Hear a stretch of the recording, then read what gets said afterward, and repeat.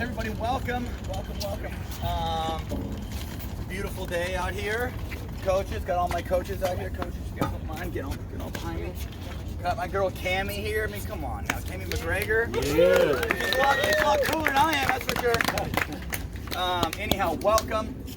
You guys get your intro video? Yep. Yes. Very good. You got your notes. Yep. Follow my YouTube channel. Yep. Get my newsletter every Thursday, correct? My name is Tyson McGuffin. Happy to be here. Anybody play over the weekend? Anybody bring home some hardware? Yes. I know I didn't, but yes, hardware. That's silver. Silver. Okay, Greg. Greg got a silver. Greg, what division did you play?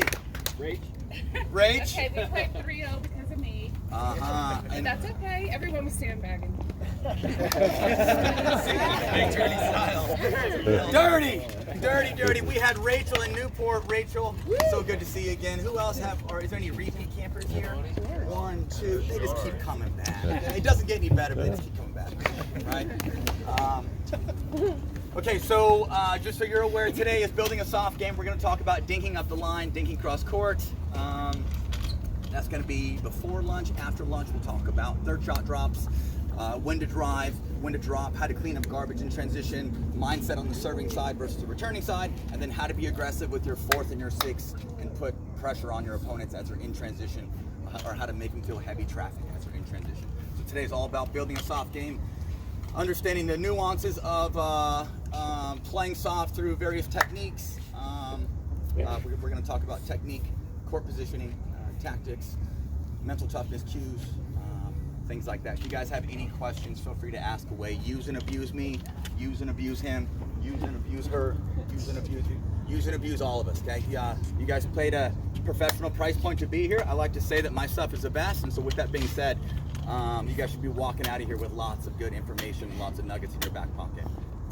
So don't be afraid to ask away. When we get into the group discussion, you guys can be situated right here. If you want to make a circle around the court, that is fine. We're going to demo. During the demo portion, if you guys want to take notes with your phones, or if you want to write down notes, feel free. If you want to ask questions during that portion, ask away, okay? What did you guys get out of your intro video? A couple things there. Make sure that anytime that we're drilling, we're being cooperative. We're working on all the red flag areas in our game. We're working on technique. Once we get into that competitive play, so it's going to be skill, drill, play. We'll talk about the skill. We'll move it into a couple different drills, and then we'll piggyback it with the live situational game. Anytime we get in that live situational game, it is not cooperative. You can be competitive, okay? Make sure you're not beating the camp. What does that mean? Don't beat the camp. Happens time and time again. Don't go back to Old Faithful. Don't pick on the wrong person. Don't pick on the weaker person just to show the coaches that you can get to court 1. We don't care. We don't care. I want you guys to see growth in your game. Know that it's going to take some time in order for you guys to get better. There's a little thing called implementation dip. Anytime we're implementing new things, there's going to be a little dip in our game. So it doesn't make sense for you guys to pay your $700 to be out here and just to show the coaches that you can be on court 1 and go back to your old habits. Correct? Very good. Send that home. Send that home, baby. Send that home. Coaches, who are you? John? By the way, top senior male pro, top senior female pro. Come on. Johnny, who are you? My name is John Sperling. I am from the Villages in Florida. I've been playing. A lot of weird stuff goes on there. Watch out. A lot of weird shit goes on there. Don't believe all the hype. It's not it's literally just like Disneyland. It's like Disneyland. A little different. Been playing pickleball for about 6 years. I come from the hockey and tennis background. Looking forward to working with each one of you guys. And we got a great group of instructors here. Like Tyson said, if you have questions, ask them. Ask. Don't walk away from something not knowing what we were talking about. Very important that you're going to build your pickleball IQ by just asking questions. So, looking forward to a great time and happy to be here. Thank you. What's up, guys? I am Devin Schmidt. I live in Edmonds, head pro at a place called Harbor Square. It's really nice to see some repeats, also some Seattle people that came down. It's awesome. And I mean, like John said, this is a legendary crew. So All-star lineup. all-star lineup and brought the best from Vegas. So yeah, super pumped to share some knowledge with you guys. Thank you. Hey guys, for those who don't know me, Kyle McKenzie. You've probably seen me on some of the teaching videos if you followed the McGuffin page, podcast. Been training partners with this guy for a while. I just moved out of his area. He's very mad at me. Sucker. But been playing pickleball for about 5 years, and coaching has been kind of my full-time thing for the last three and a half. So love coaching as much as I love playing, and like they've mentioned, this is a great crew. I've taught with everybody before, and you guys are in very good hands. Let's have some fun. Thank you, great man. My name's Cammie McGregor. I live in Vista, California. I teach tennis and pickleball at Omni Lacoste in Carlsbad. I've been playing pickleball for 8 years now, maybe 9. Played professional tennis for about 10 years, and happy to be here. Yes, great crew.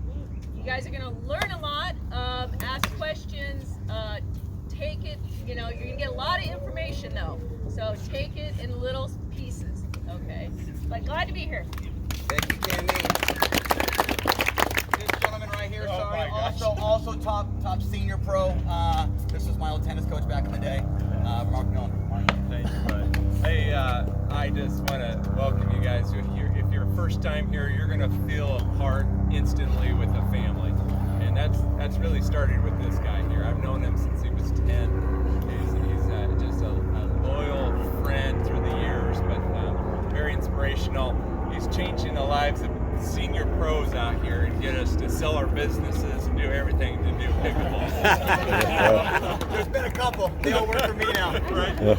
So I'm just glad to be here and look forward to really getting to know all you guys. So Thank you. Thank you. Okay, tomorrow is building weapons. We'll talk about kitchen speed ups, the ground stroke serve, the punch volley, and then after lunch we'll spend about an hour and a half working on doubles tactics, talking about how to manage pressure, how to provide or bring your best stuff when the going gets tough, and things of that nature. Do you guys have any questions for us? Dinner tonight? Dinner tonight. You got a look at the email. Dinner tonight. Who's coming to dinner tonight? Okay, sweet, big group. Sweet, love it. Okay, appetizers and drinks are on this guy. Okay. Questions for us? You guys have questions for us? Do know that if levels are not appropriate, or if you're on a court that does not, or I guess if you're with somebody and you're not able to get better because they're not your level, there's nothing more that frustrates me than to see levels all goofy and not in the same place. So something we're gonna do to kind of start out the camp is we're gonna do some half-court skinny singles. Even though you guys signed up at a certain level, or you say you're a certain level, there's levels all over. I mean, a 3-5 in Seattle is very different from a 3-5 in Naples. A 4-0 in Palm Springs is very different from a 4-0 in Phoenix. So, no pressure, but for the next 20 minutes, we're gonna do some bump up and bump down half-court skinny singles. This gives the coaches a very good idea of where your level stands. Do know that if you end up with somebody that you do not like, maybe you don't like their face, you will not be with that person for the rest of the day, okay? Anytime that we talk about the skill, we'll be here. I'll send you to a court, you'll do your drills, and then during the competitive game or during the live situational game, we'll be either bumping up or bumping down, whether it's in a half-court fashion or it's in a full-court fashion, okay? Okay. Make sure you do pods, like we're thinking 1, 2, 3, Yeah, 4. yep. So we have 48 out here. We're gonna make sure it's efficient, it's quick. Anytime we're rotating, if you don't know where to rotate, you have coaches out here, okay? If you don't understand the drills, you have coaches out here. If you don't understand the game, you have coaches out here. When there's this many people, if we don't understand the rotations, it gets a little messy.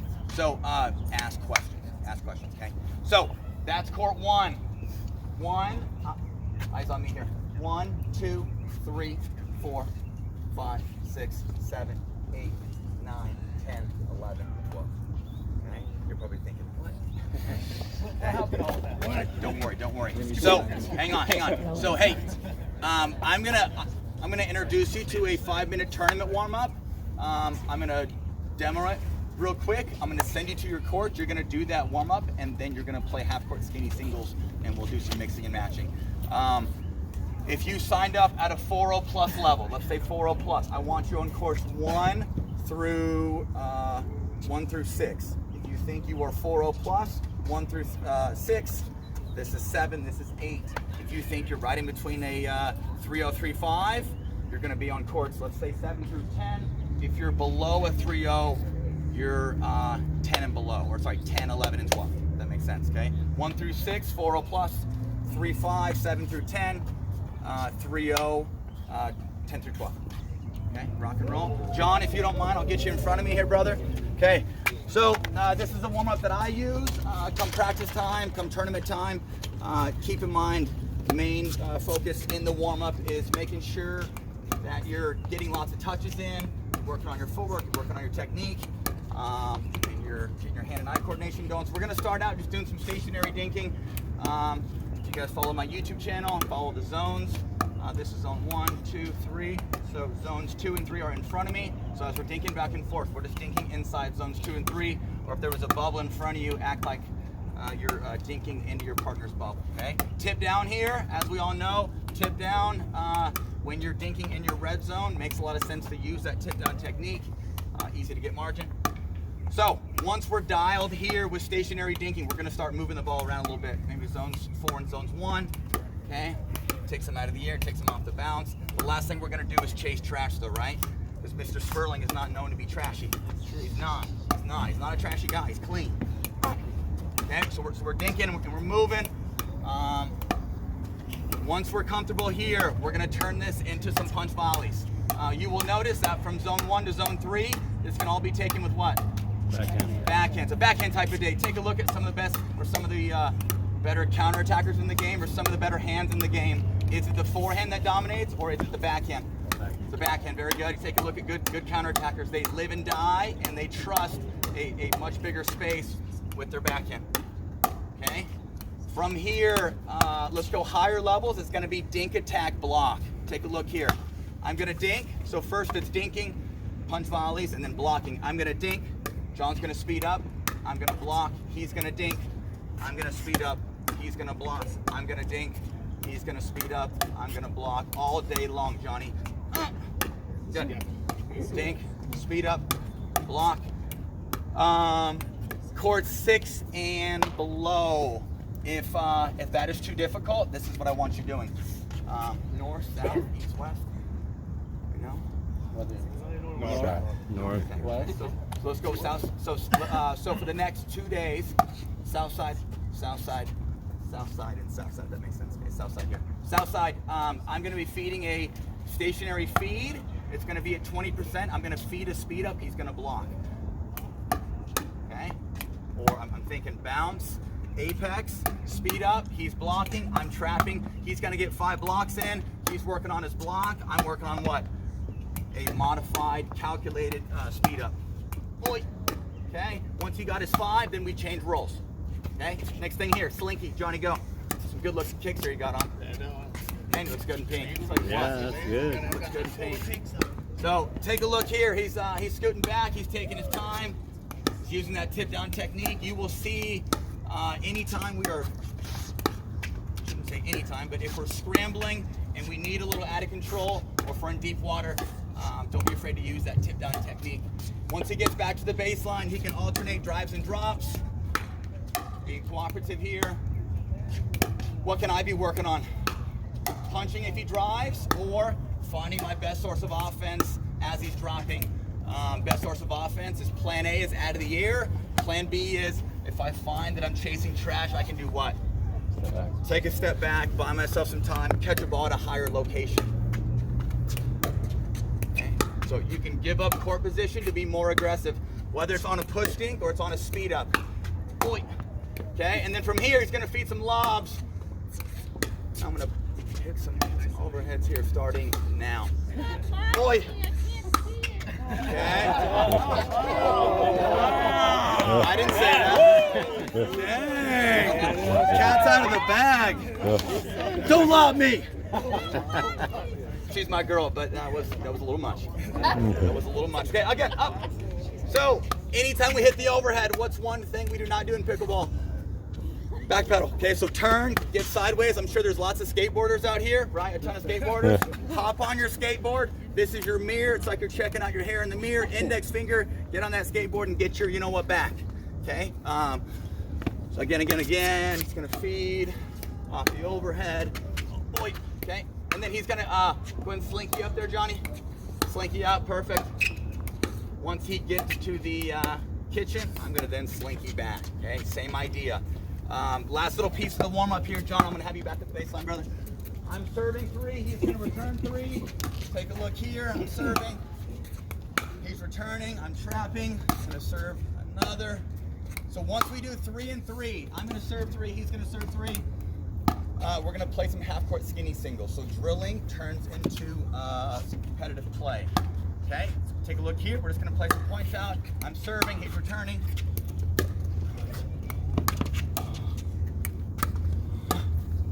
The lob was coming. I thought the lob was Okay. coming. Now, in the warm-up, are you keeping track of score?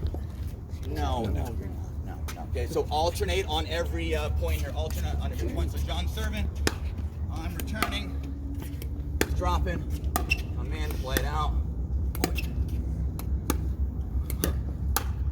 Okay. So that is our warm-up. I'm going to walk you through the whole warm-up. Hang on. After that, K-Mac and D-Rock, you guys don't mind, get back to base. Yep. So as we get playing half-court skinny singles, so these guys are playing a point down the line. We're playing a point here. This is after the warm-up. I'm going to call time. Anytime I call time. This is court 7, 6. Let's say if I was up 2-0, if I was up 2-0 against John, I would go to court 6. The person that had a low score on the bottom of 6 would come to 7. If you have no idea what I'm talking about, don't know that coaches will be pointing you to the right sliver. But anytime we're doing half court, you're only bumping up or bumping down a half sliver. If it's a team-based game, then you're bumping up a whole court. Team-based game, 1 whole court. Half court, 1 little sliver. Okay, if you think you're a 4-0 plus, go to 1 through 6.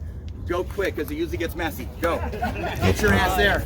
As we get drilling, keep in mind that a lot of the drills revolve around the teacher feeding a cooperative feed. And with that being said, it's easier to feed off the bounce.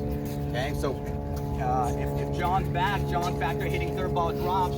John's back there hitting third ball drops. I'm feeding John a ball. This is called a competitive feed. You cannot do that, okay? Coaches have seen this time and time again. I would do it as well if I was on the court. Way too competitive. But as we're drilling or as we're playing games, in order for us to get the most out of this, coaches will not be feeding in for you. You're going to feed yourself. Easiest way to feed, hand positioning is still. Lead with the palm or lead with your knuckles. Tip is down, drop, bounce, apex, feed off the bounce, okay? I know that's very simple and very elementary, but we can get the most out of this camp by cooperative feeds, whether it's during the drill portion or during the game portion, okay? You guys have questions for us?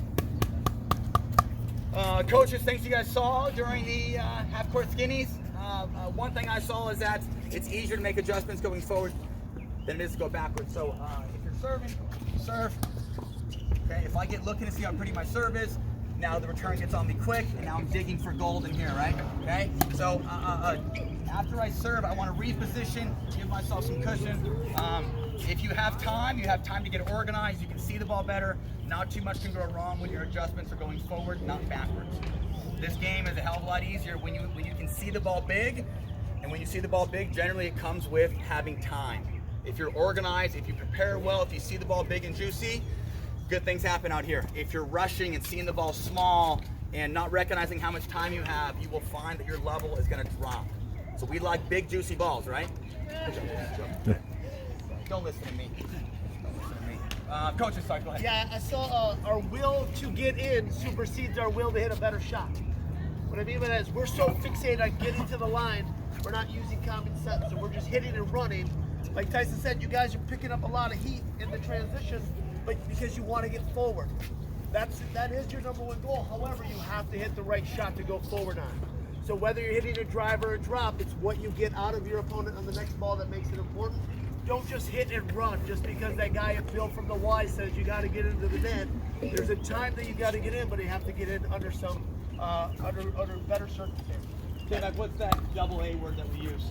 Address and assess. Address and assess, baby. Drive your third, look to address and assess. Drop your third, look to address and assess, right? Okay, take your sweet time. You have more time than you think, okay? K-Mac, Mark, Cam, Yeah. One thing I noticed, similar to what John's talking about, but I think he was referring more on, you hit a bad drop, don't charge in. But let's talk about the drive. I saw some really good drives on my court, but the way I look at the drive is not meant, especially when you're hit it back here, right. It's not meant to rip it to gain immediate space forward, right? If you're driving and just instantly sprinting forward, when they hit a good volley, you're gonna be under duress on the next ball. So think about the further back you are, drive's a great play, but you wanna drive, split step, and see what they give you. If they pop the volley up, yeah, you can move forward and stay on offense. But a lot of times they're gonna get that next ball near your feet. By stopping, your next shot's gonna be so much more under control and easy to drop and get your way in. So think about a drop is used for the purpose of hitting and moving forward as the ball's in the air, but the drive, for the most part, unless you're very close, should be more drive, get balanced, and see what they give you from there. So if it's a deep return, I'm just gonna mention what K-Mac was talking about. If it's a deeper return and you're outside the court, use this as a combo. Use your drive to enhance your drop. Use your drive, force them to volley short. Now you can mosey up and then use your fifth shot drop, correct? If it's a shorter return, then we'd love to see you drive, crash, and just get right on them. Okay, get right in their vision and then look to close or clean up off of that drive. Okay. Something I said to is it Sean? Where's my man Sean? So if you speed up and you're not ready for the second one to come back, you shouldn't hit the first one. Okay. So usually when you speed up, where does the counter come right back to? Where you sped up from. So if I start and I'm not ready to clean, I probably shouldn't have sped up, correct? So if you're not ready for the second one, don't hit the first one. If you're not ready to clean up your mess, don't be making a mess. You got it? Got to get it good. Okay, K-Mac, I'll get you in front of me here. Get you in front of me. Okay, first and foremost, find your most athletic self. What does that mean? Find your most athletic self. So, the more physical movers, or if you're a little younger and you're a bit more mobile with your lower extremities, take a look at Corbin here. Corbin's built like an ox. Corbin can be a little wider. More aggressive movers can be a little wider. Okay, if you're not a very good mover, or let's say you're 60 plus, I would say right at shoulder width, or maybe a little bit inside. If you're going to be more aggressive with your movement, you can be a little wider. If you're not going to be as aggressive with your movement, you're either shoulder width or maybe just a touch wide. Okay, plain and simple. Find your most athletic self. Okay, thinking back and forth. If there's a beverage in hand, or if there's a bowl on top of my head, I'm going to keep that there. You take a look at very successful dinkers. They make it look way too easy. Starts by keeping their lower extremities nice and still. Anchors on their feet. Their upper extremities are nice and still as well. And they recognize how much time they have. They're letting the ball come to them. As you see, if we're dinking in our red zone, where's the tip of my paddle? It is down. It is down. Okay? If you like your tip down dink, I guarantee you're going to like tip down in transition, and you're probably going to love your tip down drop. Okay? So dinking back and forth. So from zones 1 through 3, this can all be taken with what? Backhand. So whether it's a backhand dink, it's a backhand volley, it's a backhand block, zone 1 to zone 3. If I'm a righty, can all be taken with my backhand. Lefties, where are you? Lefties, where are you? There's always a couple, you guys. Okay, righties, 10 o'clock ready position. Lefties, 2 o'clock, right? And then zone 4 to zone 2 can all be taken with a backhand if you're a lefty. Okay. If the ball was a baby, it's like I'm kissing a baby. Sorry, if the ball was a baby, it's like I'm kissing a baby. The last thing I want to do is slap a baby or use my wrist. Think about using big body parts, keeping the connection with your wrist and your shoulder. This is all one lever, moves together. I'm either leading with my palm or my forehand, or I'm leading with the knuckles on my backhand side. Okay, I'm just touching the back 10% of the ball. Taking balls out of the air. I can take balls out of the air if I'm out and extended. The last thing I want to do is, if I find that I'm chasing trash and my hiney's starting to stick out, I'm going to take a step back, use this foot as an anchor, take a step back, buy myself some space, and then look to reposition. So Take a look here. I'm overreaching. I can take a step back again. Overreaching. Step back again. I'm overreaching. So you have more time than you think. There's nobody telling you that you have to be right on the line, and there's nobody telling you that you have to take every ball out of the air. What do the Waters do well? The Waters played yesterday. Did you guys watch that match? No. Yeah. So the Waters played well, but they played 2 feet off the line. Why? Because they have more time. They like to swing on their counters, and they like to dink aggressively off the bounce. So if you have swinging your counters, or if you have more going on with your counterattacks, it may make sense to want to give yourself some time as you're dinking. Okay? If you like offense off the bounce, it makes sense to want to buy yourself some time. If you like your offense out of the air, or I guess if you like your out of the air attacks, then I would be looking to do what? Lean more and take more dinks out of the air. Okay? Take a look here. This is a push dink. Push dink is a little deeper in the kitchen. As you see, my ball is more linear. K-Mac's ball is what? It's kind of lifty, correct? Okay? So, when I'm pushing, who's in control? You. I am, right? So if I'm pushing, generally he has to lift back. When I push, if I was to draw a line that was parallel with this kitchen line, that was like a foot away from the kitchen line there, this little zone is the pressurized zone. When I can put the ball in that pressurized zone, I know that I'm in control. If I'm in control, what should I do after I dink? I'm gonna push and lean, push and lean. So if you're dinking aggressively, push and lean, okay? If you're lifting, you can sag. Lift and sag, push and lean. Okay, again, take a look here. I'm being more aggressive with my dinking. K-Mac is kind of sagging. So what is Kyle daring me to do here? Oh gosh, he's daring me to come through him, right? So if you're losing the point, if you're losing the dinking exchange, and you're getting moved around, and you're kind of in deep water, get that tip down, think high margin, think shallow, and sag. And dare him to come through you, and then give him one of these. Not in my house. Not here. Okay? Lift and sag, push and lean. Okay? Higher level here, as we're talking about spin. Cammy and John, you guys spin your dinks up the line? You guys spin your dinks? Yeah, very good. Okay. Yeah. So usually, as we go up the line, high part of the net. This is 36. That's 34. Usually, when you're going up the line, it's more like steering dinks. You're not adding so much spin. As we get going cross court, it's a little easier to start using spin. So if I'm pushing up the line, I'm not trying to get a lot of spin. I'm more so kind of hitting this flat, trying to push it deep, and usually it's with my tip down. As I'm going cross court, that's when I start adding more spin. Okay? If I'm dinking out of the air and I'm trying to move K-Mac around, okay? If I'm dinking out of the air and trying to move K-Mac around, you know, if I'm trying to go middle with a backhand, I'm going to catch the ball at 9 o'clock. If I'm trying to go wide with my forehand, I'm going to catch the ball at 3 o'clock, 9 o'clock, 3 o'clock. So if I'm moving him around, I'm catching the outside edges of the ball. And I'm either thinking 3 o'clock, or 9 o'clock, okay? But know that a little bit of spin goes a long ways.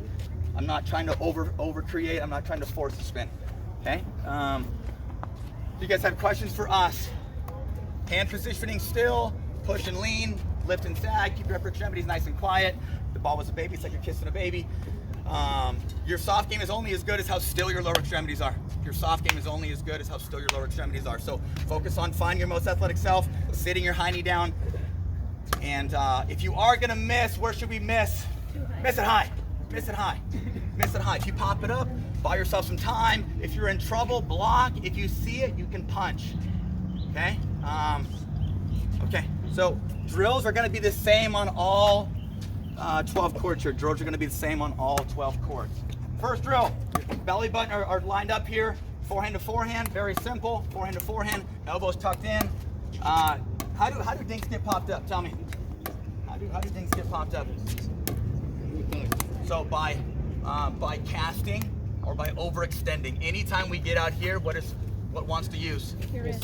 Or if we get out here, what wants to use? Or if we get too close to us, what wants to use? Very good, okay? So keep the spacing as you're moving, or I guess if you're having a hard time, or if you're taking your paddle back too far on your forehand, ball in the armpit, tuck that sucker in, and not too much can go wrong when that elbow is lodged, okay? Forehand to forehand, I can take some out of the air, or I can take a step back. But this is just directional dinking. He's aiming towards my right foot, I'm aiming towards his. Okay, we'll go for about 2 or 3 minutes here, and then I will call the switch, or a coach on your court will call the switch. Next thing here is going to be left foot to left foot. Can I talk one thing real Yeah, quick? yeah, Josh? yeah. So on that, guys, if you notice when we were warming up, we were talking about the tip down technique, right? Generally, and this is how I look at it. The ball's right at my belly button in my stance, whether it's backhand or forehand, I'm gonna try to get that tip down. When we go right foot to right foot, sometimes that ball's gonna be out in tunnel 4. It's very awkward to go tip down as you're reaching. So that's when you see both Tyson and I naturally kind of cocked our wrists in place. So we're not using it as we're hitting. It's already kind of lodged. Paddle face is angled back or a little bit more open to give us that same height and trajectory that we get naturally with that tip down technique. I like it, I like it. Left foot to left foot. Left foot to left foot here. Takes them out of the air, takes them off the bounce. As Kyle mentioned, in order for me not to use my wrist as I get pulled out of position, I'm gonna really cock this up, keep that good connection with my shoulder. Okay. Third drill here. I'm going cross court. K-Mac's going up the line. Figure eights, figure eights. I'm catching the ball at 3 o'clock.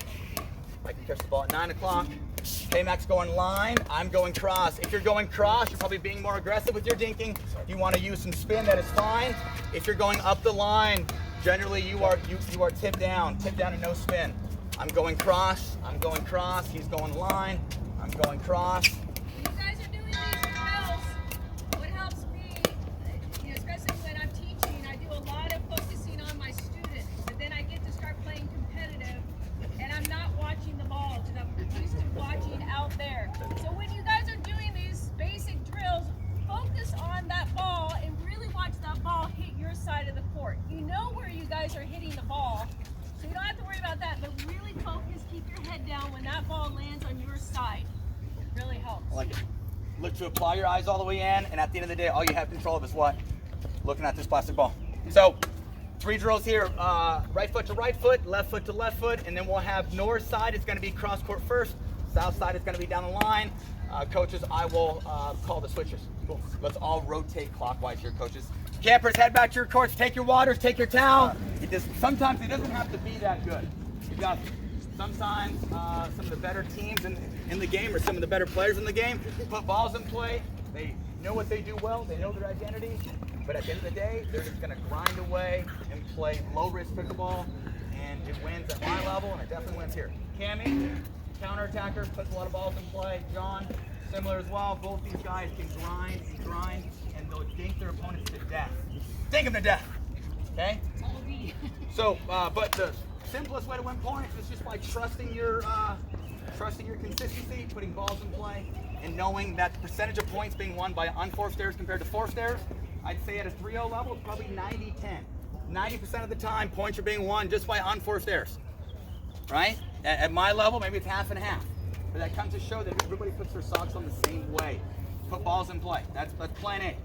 If you recognize that your opponent is a better dinker than you, what's plan B? Guess we have 2 options. We can try to use some push dinks, force them to lift, and then off of that lift, you can speed up off the bouncer or speed up out of the air. Or maybe you hit some bait dinks. Maybe you bait them into speeding up. You can sag back a little bit, and then you can beat them head to head there. So if they're out dinking you, and you're missing dinks, either think offense and hit push dinks. That's going to set up attacks off the bouncer out of the air, or if you sag back a little bit, bait them into speeding up, and then beat them head to head. Okay? Don't lose the same. All right. Coaches, things you guys saw there? Slowing down, great job. Especially that group started to think a little bit more rather than just get into a situation where they thought they had to win every point, right? It's okay for your opponents to lose a few, you don't have to win every point. So just that thought process alone was what I saw in our course, so they did a good job. Well done, guys. Did anybody notice that when you sped up, the counter came right back to the same spot? So when you start your speed up, stay. Why? Because it'll usually come right back. If I speed up in zone 1, and I go line, good portion of the time it comes right back to where I started. So I'm going to start my speed up and then clean it up. Okay, see it as a combo. Start and clean versus thinking one-shot wonder, and I'm going to win off of the speed up. See it as a combo, just like the drive, right? If you're driving from back behind the baseline, you're using the drive to enhance your drop. You're using the drive to get a shorter volley so you can mosey up and then now hit your 5th shot drop. Okay. K-Mac, things you saw on your courts? Yeah, I think, just watching, I think when people sped up off the bounce at the right times in a calculated manner, you want a very high percentage. So obviously I'm Calculated manner. I'm looking at the 4-0 plus courts, and what I told my courts is everyone was playing fine, but for a while it was very one-dimensional. Everyone was leaning in and looking at just that out of the air attack. For that level, in my opinion, once you're 4-0 plus, you at least want to know how to find some other forms of offense at the right time. So you don't want to press. So if you see that lift dink that's sitting up, every now and then just poking to a location, getting the hands ready is just enough, at the very least, to vary your own patterns to make you more difficult to beat for your opponent. So you want to be looking, this is a great time in this camp, to look to add more tools to your arsenal. Okay. So be, from a counterattack perspective, be looking to let more balls go long when your opponents are speeding up off the bounce. It seems like it's obviously, if they're speeding up out of the air, they're using a roll volley or maybe like a little poke, but it's easier to keep the speed up in out of the air. It's a little tougher to keep the speed up in when you're speeding up off the bounce. So counterattackers, be looking to let more balls go long when they speed up where? Off the bounce, not out of the air. Okay, and remember, you didn't just come to play today. Get your ass out of the way. There's nothing more frustrating than just hitting out balls, okay? And you will never know until you let a couple go. And if you're counterattacking from here and you're not seeing the ball well and you're like, gosh, I'm getting picked apart, what is plan B? Take a step back, buy yourself some time. If you can see the ball bigger from here, I would plant right there. Or if I'm playing somebody who has very good offense and they're picking their spots well, I'm gonna naturally sag back, okay? When I'm playing Ben and Ben's taking my lunch money and spending it all around town and laughing about it and picking me apart left and right, and I'm sitting here thinking, gosh, I'm like a pretzel, okay? I start to sag back a little bit because there's no way I can fight fire from here. If you're not comfortable going head-to-head, buy yourself some time. Not only does it help with having time, but you can leave out balls, you have more time to swing, okay? And if you like to counter with some big swings, just like the Waters, it makes sense to want to sag back a little bit. If you like being more aggressive off the bounce, it makes sense to want to dink by sagging back a little bit. There's not one way out here. Do you guys have questions for us? No, don't answer at once, please. Okay, very good.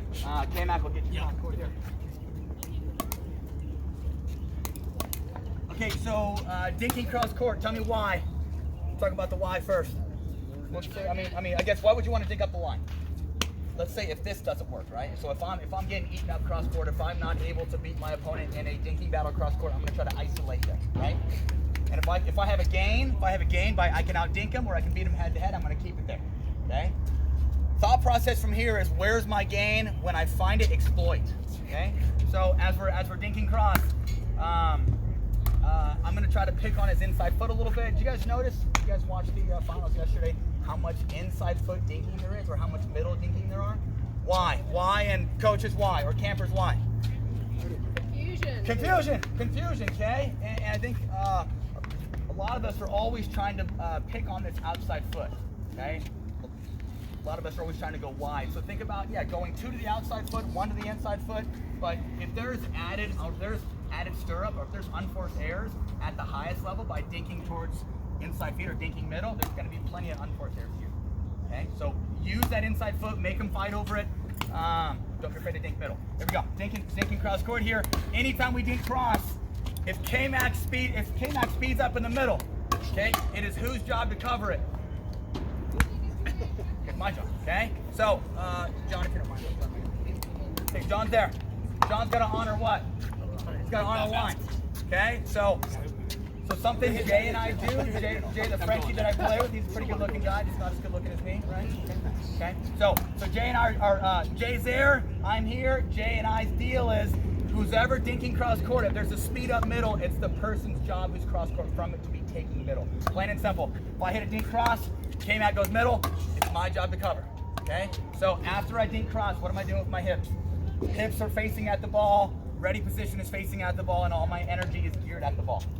So what's John's responsibility here, guys? Look pretty. So as a team, you always cover line and middle. What do you leave up? What do you leave open? Yeah. So let me try to speed up there. It'll look open. It doesn't work for a speed up most of the time. I can dink it there, and then they can shift over. So you want to cover your line speed up location, your middle speed up location. Dare them to try to make that work with. Hey, make sure you all understand it, because I know when you go home, the person at home tells you, well, it's my forehand, I need to cover the middle. So that happens all the time. What's your forehand, John, you cover? The way the angle's covered, there's no way I'm going to be able to do both. So for me and for my partner, when we do it a lot, and the ball comes in and one's hit through the middle, I ask the same question every time. You want me to get that? I get the same response. No, I got it. My ball, right? Same response. Screw you, John. Same That's the response response. every time. Hey, you want me to get that? So the same question I ask, and they go, no, it's mine. And I know it because I've let that ball go through that middle.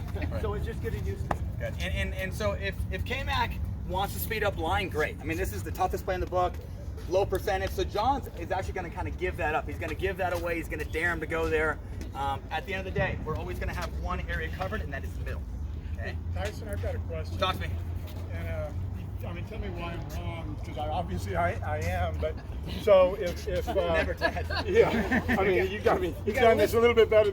But I'm thinking differently, because if you guys are in a cross court battle, right? Yeah. If I'm there, I'm trying to shift over, because you're shifted over, and if I'm him, I'm going to shift over a little bit and not cover the line as much, because like you said, that's a tough shot to hit a drive down the line, especially if you're hitting a good dink. If you hit a weak dink and he comes back and rounds up, it's a different story. But I like to shift over and cover the middle if I'm him. So tell me why that's wrong. No. And like, I guess if this person is not willing to go line and they just keep speeding up middle, then I guess, John can kind of slide over. It's kind of based on who's in front of me, right? Okay. So much of this game is very situational. It's based on what's been taking place. It's based on what's in front of you. It's based on patterns. Go ahead.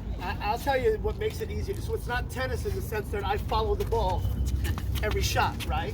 So for me, when it's happening, and those two are dinking, you guys can dink for a second? So watch, I dink, and I look at how I'm tracking with the weight. Right now, if there's an excessive move that Kyle gets pushed, then I make a decision to go over. Okay, So I'm based off of here, and now Kyle gets pushed. Now that's the only time I really have to move. If I'm moving every time, I'm gonna get caught. So that's kind of what I think about it. So there's a lot less. People are efficient with your movement, and then when there's an excessive movement, then I will cover, and that's when Tyson slides and covers that middle. Make more sense? Yeah.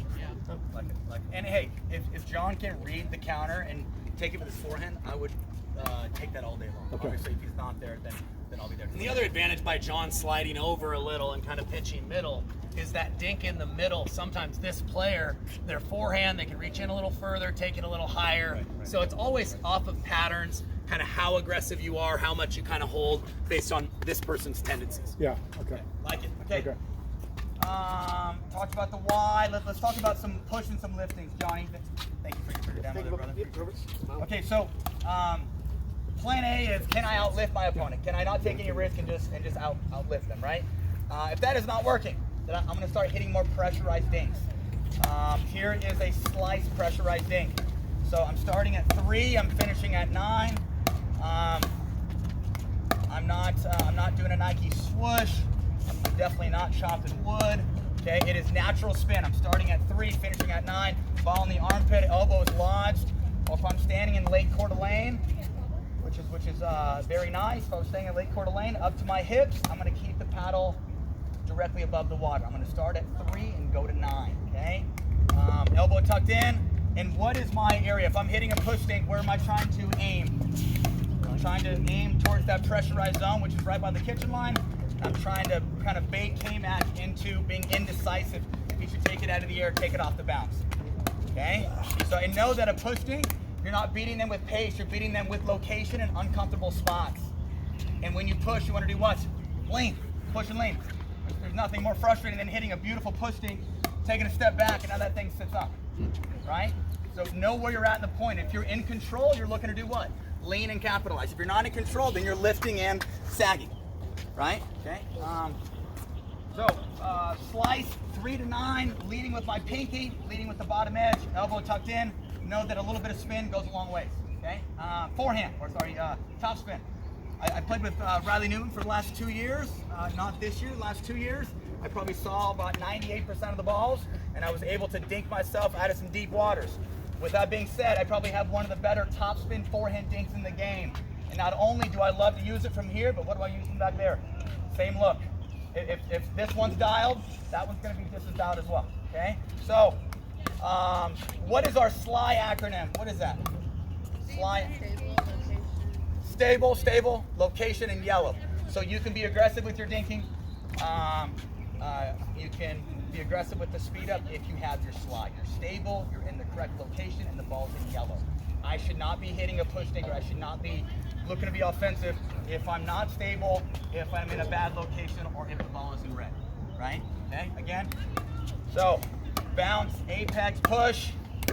Bounce, apex, push. Sometimes I may even have to give myself a little time and take a step back as well. So, top spin ball. I'm starting at 4. I'm finishing at 2. Again, starting at 4, finishing at 2.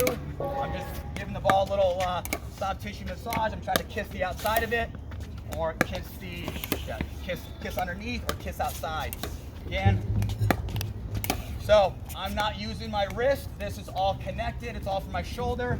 I'm just touching the outside edge of the ball, and I'm putting it in that pressurized area. Okay. Yeah. We'll go back inside now. Questions for me? Technique stuff? Does it seem like I'm using my wrist or no? No. Okay. Back inside. Take a look at the slice here. So I'm slicing. K-Mac's going to be lifting. Slice 9-3. Leading with my knuckles. If I had a watch on my right wrist, it's like I'm looking at my watch.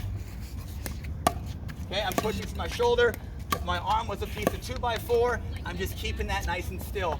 If I'm on my forehand side and I'm slicing, I'm staying inside my hips. If I'm on the backhand side and I'm slicing, same look. Staying inside my hips, ball's tucked in. Oh, take that. Okay? So, if you're gonna push, wait for the apex, right? Bounce, apex contact. I'm waiting, bounce, apex contact. Bounce, apex contact. Okay? You have more time than you. Very good. Okay, K-Mac. Alternate feet here, alternate feet. So first drill, you can push, you can lift. Know that you can only push if you have your SLY, right? Alternating feet, inside foot, outside foot, inside foot, outside foot, inside foot, outside foot. Leading with my palm on my forehand, get your ass there. Backhand. Okay, middle, wide, middle, wide. See how I'm not trying to move as much, I'm trying to keep things out in front of me. Okay, middle. When you go middle, try to go shallow as well. Probably one of the tougher things to hit in pickleball is this one off your inside foot and going there with it. You don't have to overcreate. Lead with the knuckles. Keep the hand position still and just guide and steer it. Okay, guide and steer. And then we'll go left side. Same idea here. Same idea. Go ahead. Inside, inside. Outside, outside. Inside, inside. Outside, outside. Okay, and then last drill. North side is going to be pushing, south side is going to be lifting. Okay? North side, you're the designated pushers. South side, you're the designated lifters. Okay? I am pushing here. Higher level courts. If you get a pop up from here, you are allowed to speed up. But where does that speed up have to go? Cross court. If you got a person in front of you. I'm pushing. Okay? So pushing. That side is lifting. If I get a ball that I can work with, I can look to speed up. But these guys are going cross court as well, so that speed up has to go where? Cross. Okay. And if I'm lifting, guys, where am I aiming? Middle. Shallow. Shallow, Shallow. right? I want to give myself that margin for error, but I don't want to give him a lifty dink that lands deep in the kitchen. Why? Because he'll Balls, he might not be able to tack it off out of the air, but off the bounce, it's going to sit up in his strike zone for more offensive options. Okay. When you're lifting, know your grip pressure, guys. Try not to think like you're white knuckle. Hey, relax. I like it. Okay, coaches, rotate.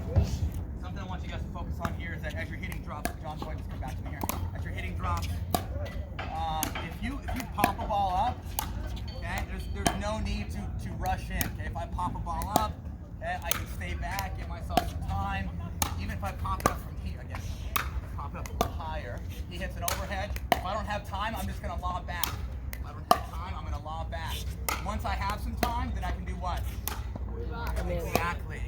So if you pop a ball up, get your hiney back, get right back to square one.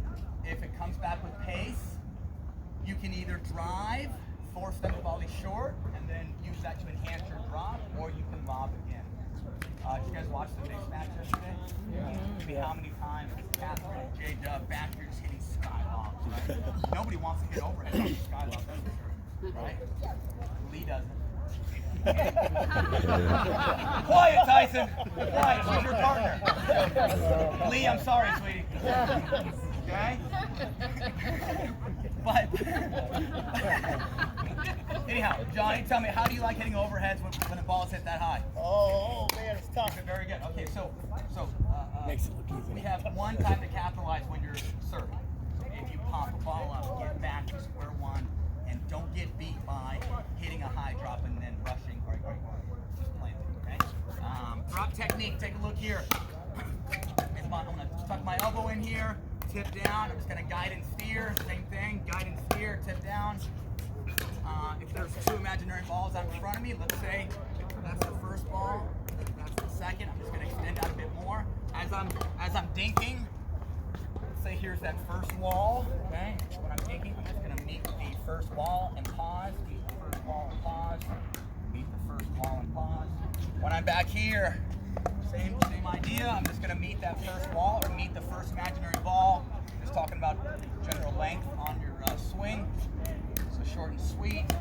Pausing at the point of contact, tip is down. When I'm back here and I need more distance, I'm gonna find the second imaginary ball. Plain and simple. I'm gonna push out a bit more. Same technique, pushing out a bit more here. Okay? If I'm out of position as I'm hitting drops, it's gonna be 80% lift to 20% push. Why? Because if you're hitting a drop from here, you're going to clean up your mess by probably hitting a fifth and a seventh, correct? So it doesn't make sense to hit this greedy, linear drop from back here. If you're out of position, lift it, buy yourself some time. Now you can clean up your mess in here. Now you're in. Okay? So if you're out of position and you're dropping 80% lift, 20% push, if you're in position, maybe it's half and half. Half and half. And or half. Okay? So if you're out of position, add more lift, right? Let's see here. If I'm going to use spin, take a look here. If I'm going to use spin, I'm only going to use it if I have time. So backhand slice. Yeah, I'm not trying to force the spin. It's natural. I'm trying to pause at that second imaginary ball. I'm trying to pause as I make contact. Okay. I'm slicing underneath it. If I'm going to roll forehands, I am touching the back 20% of the ball. I'm climbing up it. I'm trusting that my spin is going to do what? Bring it down. So when you're hitting a slice, it's probably more linear. When you are using topspin, you can use more shape and trust that your spin is going to bring it down. Okay? Again. I'm waiting, rolling up the back of it, keeping that connection with my wrist and my shoulder. Okay.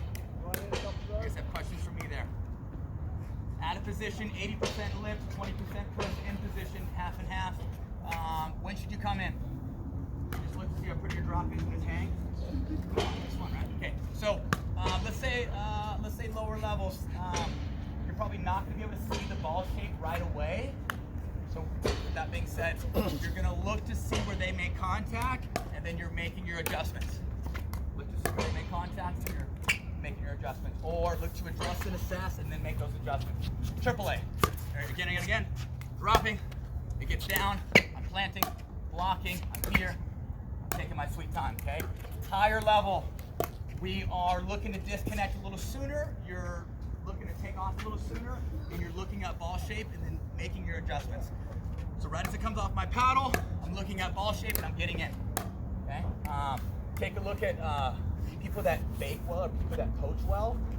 They trust their partner's drive or drop, and they fully commit and take off early. Okay. So some of the better coaches in the game trust and they disconnect and they're fully committed with their coach. Okay. Coaches, missing anything here? I think reading your opponent's body language helps a lot. Tyson was talking about where they take the ball. A lot of us get anchored and then press into our heels, and then we're chasing stuff in here, as soon as I see that, it's a much easier path for them to come in, because you can't create any kind of offense, but you can for them. So if you see that, it's a good time to start coming in. Good time to disconnect. So take a look here, John. If you don't mind, try to bully me in transition. Okay, I'm dropping, coming in. Okay, take a look at my block here. I gotta get inside.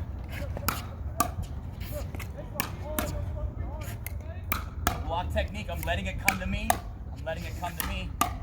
Okay, I'm making contact in this little block bubble. This is my block bubble. This is what? This is my punch bubble. This is when I say, John, get that bullshit out. Okay, punch bubble, block bubble. Okay, if I don't see it, it gets on me too quick. I'm just blocking, right? Again and again, it gets on me too quick. I'm just blocking. If I do see it, I'm going out and getting it. So tell me, are you allowed to swing in transition?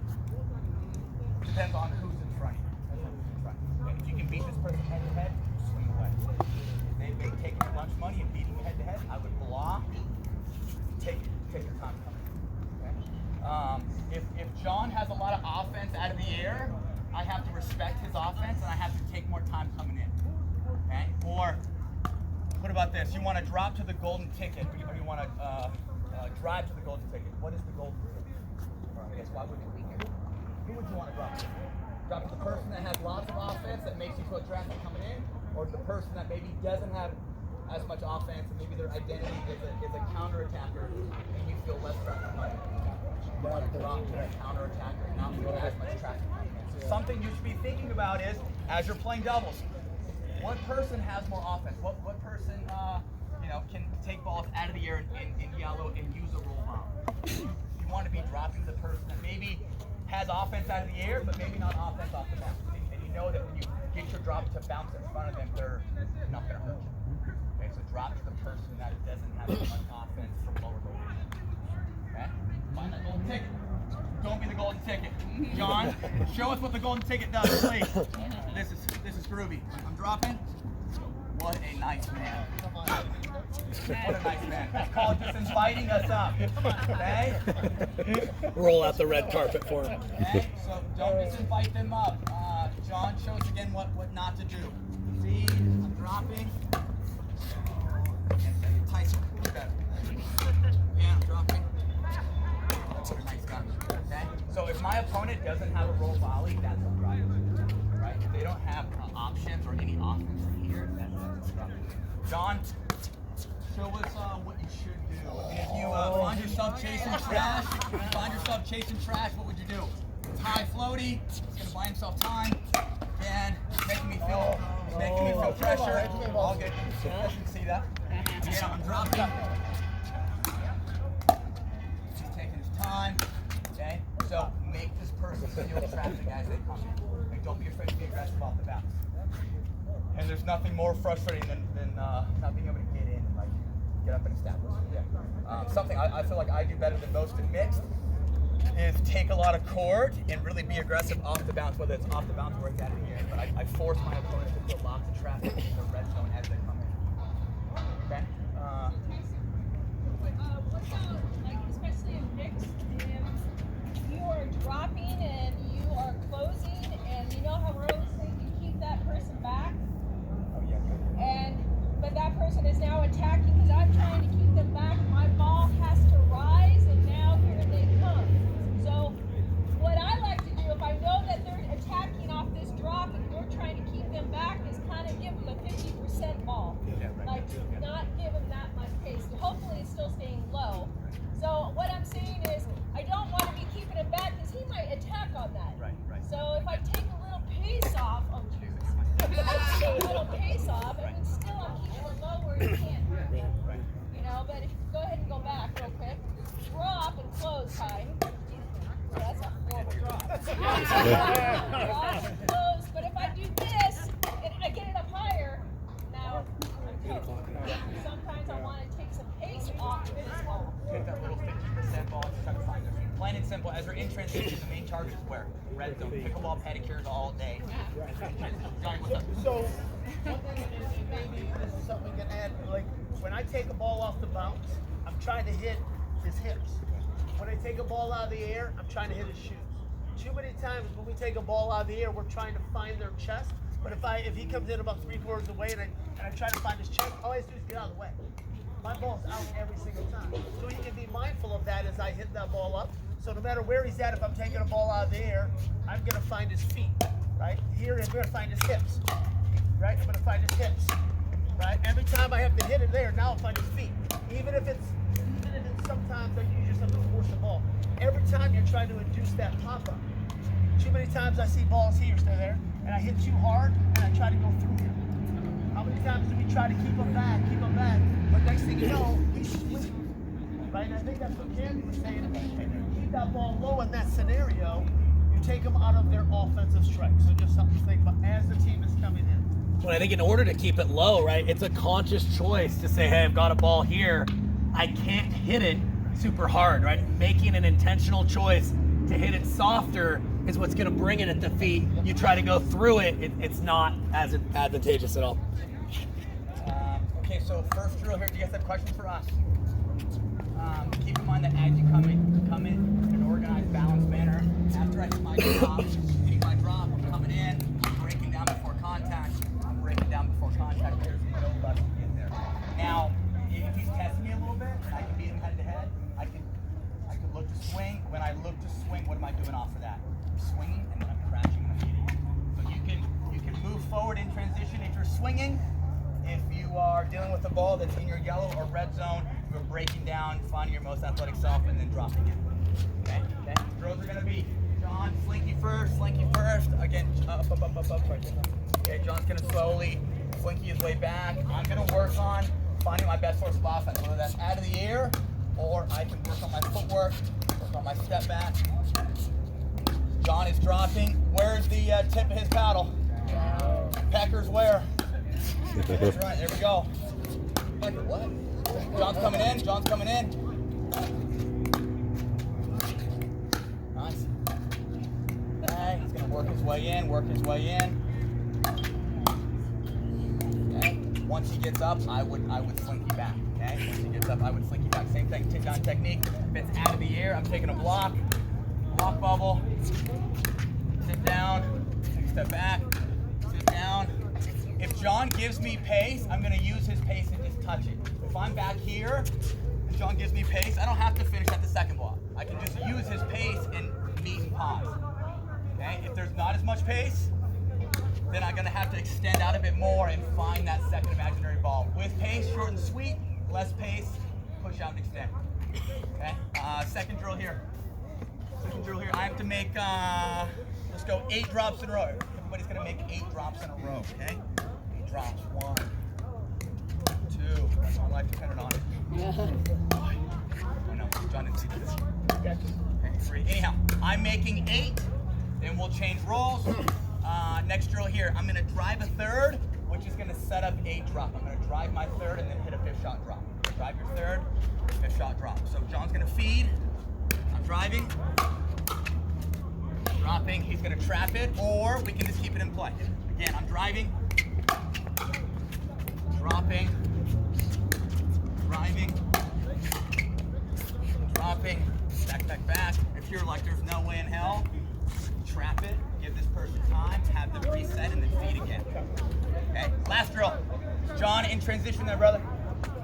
Okay, I'm gonna try to bully John in transition. He's gonna be a professional garbage cleaner. He's gonna be cleaning up garbage off his feet. Whether that's out of the air or it's off the bounce. Take a look. Yes? Nice. Now, if I float it up, John is allowed to punch and come in and play it out. So it would look just like this. I'm picking on his feet, When's a great time that John should maybe look to come forward? That one.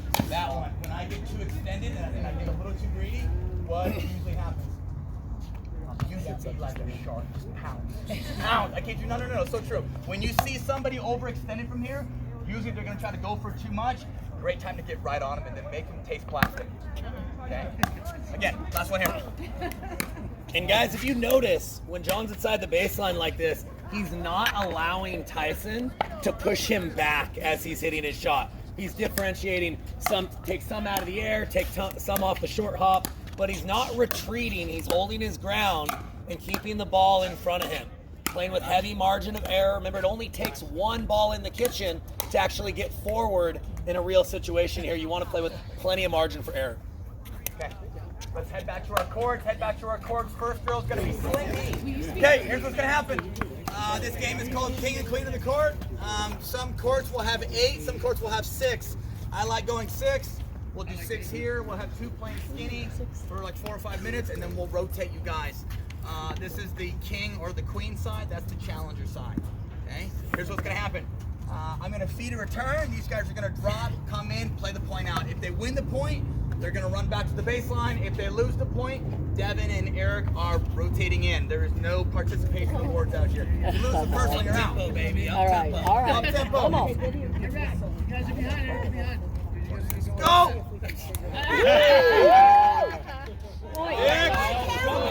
Get your ass moving, okay? Now go. Feed. Dropping. Place a good pickle here. Terrible pickle. Go. Ready. Feed. Drop. Come in. Play it out. Plays live. No. Cammy says, I'm not chasing traps. No. I don't chase traps. There you go. It's not my arsenal. I chase the trash. Let it go. Put it on point 5. Drop, come in.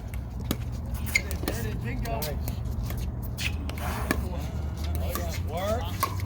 Work. Ready. Come in. It's a Cammy highlight reel. We're all here to watch. You. Showing off. You. Hang on. Here. So this is going to be a little funky, but I want that side to get comfortable understanding how to deal with an overhead. I'm going to feed. You're going to lob. Lob. Overhead. Play it out. So off of the overhead, we have options. One thing I'd love to see is get your butt back. Don't get stuck dealing with balls at your feet. Feed the lob, scoot back, learn how to use the whole court, okay? Back to 0, here we go. Drop and come in, play it out. Oh! Ready, and go, come on. Drop, in, play it out. Yes, lob, get ready, hands up. Back. Yes. Nice. Love it. There it is. So if the overhead comes back with pace, I want you either driving or lobbing back. When the overhead does not come back with as much pace, drop and get in. 2 options. If they hit this thing hard, you are driving back, forcing them to volley short, then you can mosey up, hit your drop, or you're gonna lob back again. Why do you guys think we teach to not try a drop off of a good overhead right away? What do you think? Very difficult. Yeah, it's just very difficult to not miss. You're just trying to keep the point alive in any way you can. So sometimes driving back doesn't necessarily get you in, but it forces them to volley, which is less offensive, and then we can drop the next one, right? So we're either going to delay that combo, but not try to play a perfect shot off a thumping overhead. Are you opposed to throwing another high lava? Yeah, that's another option we can do. Yeah, if you're under duress, throw it back up in the air, but don't aim for that really small target kitchen when you have barely any time to work with. So, what's some communication on that side of the court that could take place as they're dropping? Say go or no, right? If I'm hitting a drop and I feel like it's getting down, I can say go. If I hit a drop and don't think it's getting down, I'm going to say no, or maybe hold. No. I tell my players hold sometimes. You go. Throw another ball up. Yeah, we can call balls in the middle, mine, yours, K-Mac, get out of the way, whatever. Yours. Let's just say Something that we could use as well is, Eric, if you don't mind, Deb, you don't mind? If Eric drops cross court and Deb sees that it's pretty bitey meaning it's like a hybrid drop, maybe it's like a half drive, half drop, plain and simple, it gets down in a hurry, gives him room to be aggressive with this poach, what can Devin do? Disconnect and then capitalize off of that drop. But, so he's shaking it and Devin is baking it. Talladega Nights, Ricky Bobby, if you're not first, you're last, right? So Eric is dropping cross court. Devin's recognizing that it's that the Ball trajectory is pretty linear and it's getting down. He's going to disconnect and go and dare K-Mac to beat him up the line. If K-Mac can beat him up the line, he's going to buy him dirty martinis all night. Yes. Let's think about why this play works, guys. So if Eric's playing a drop and I see that Eric's back, Devin's coming in, I'm like, all right, well, I've got a ball here. I want to play to the player who is further back. So, but the last thing I looked at, Devin's on this side. I'm thinking, okay, I'm going to play it over to Eric. I look up, and all of a sudden, Devin's cut that angle off, right? So it's just an anticipation element of saying, hey, if my partner hits a good drop, yes, I'm going to get forward. But if my partner hits a great drop, maybe it makes sense in just darting across the middle, getting in my head a little bit and making me change my shot.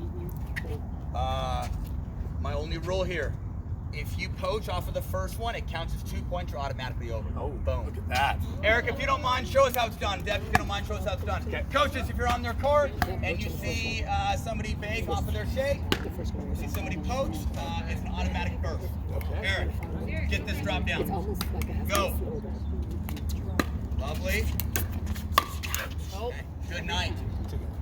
So, Eric, if you don't mind, show that again, Eric. I'm gonna have you sag back though, brother.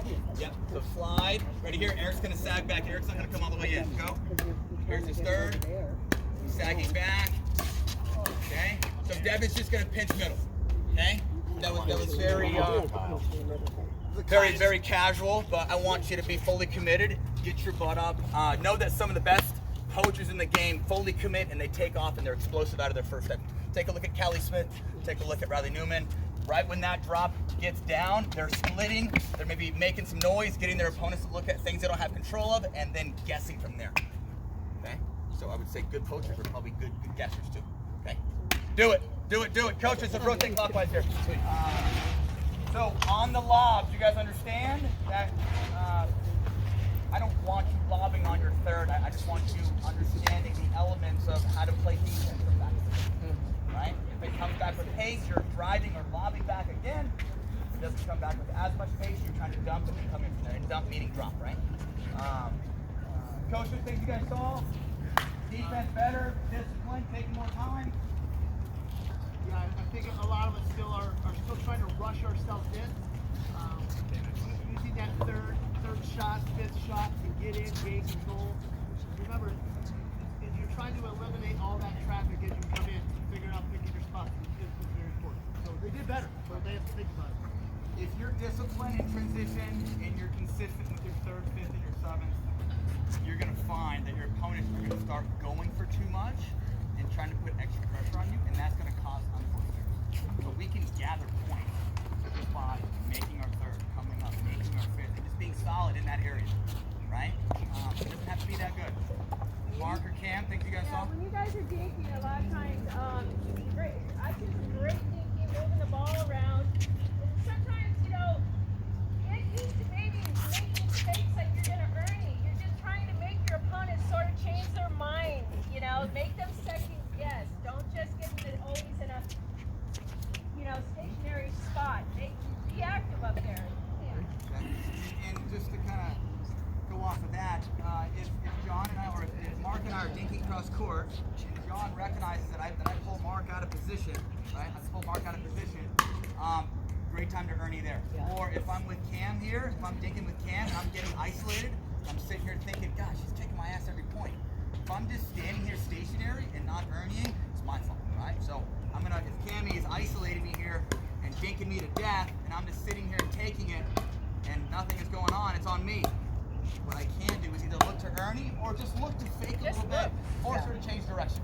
Okay? And watch the paddle face, guys, of your opponent, and that will kind of give you a little head start. Are they going to go down the line? Can I Ernie on that shot? I'm going to have Mark and Cammy out. So he's gonna be our game now. I'm gonna have returning side, feed in for yourself. Okay?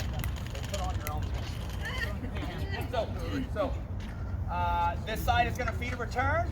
That side is gonna drop, come in, play the point out. You can only score from what side? From the serving side. So regular scoring here.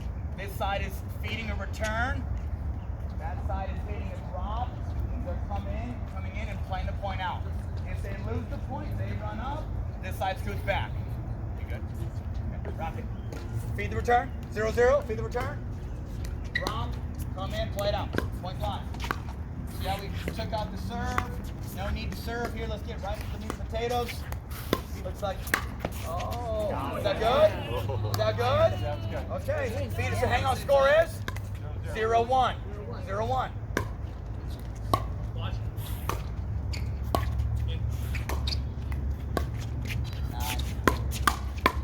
Oh, not here. Score is 0-2.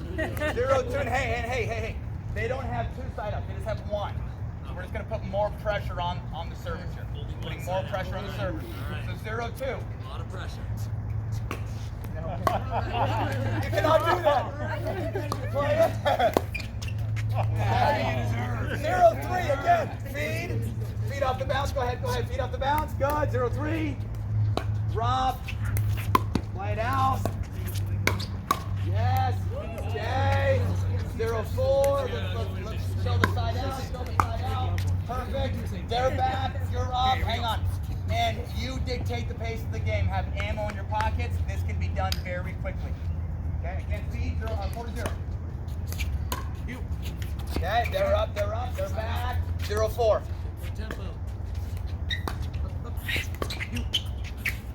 Play it. Lines are good. Not when I play Ben. Go.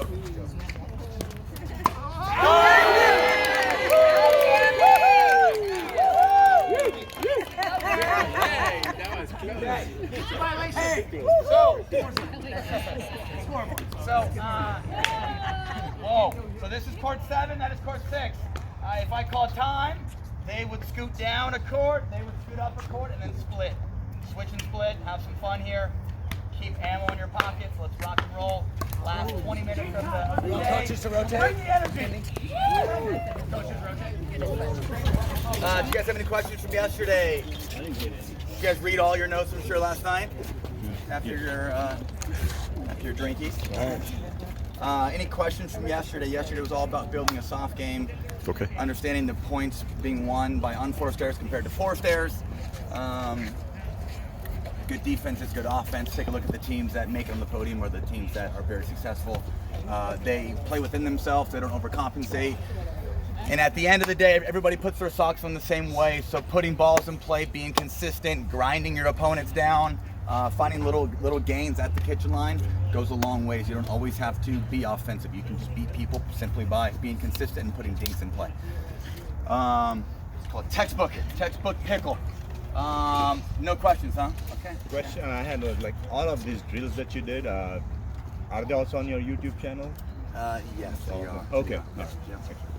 And on my channel I did like a 9-week fundamental series, if you guys followed that. I did.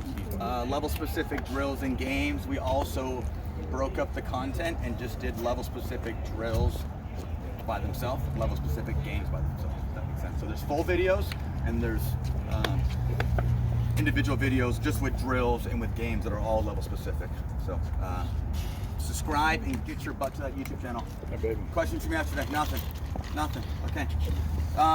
First fundamental today we're going to be talking about is the punch volley. Oh, I've got a question.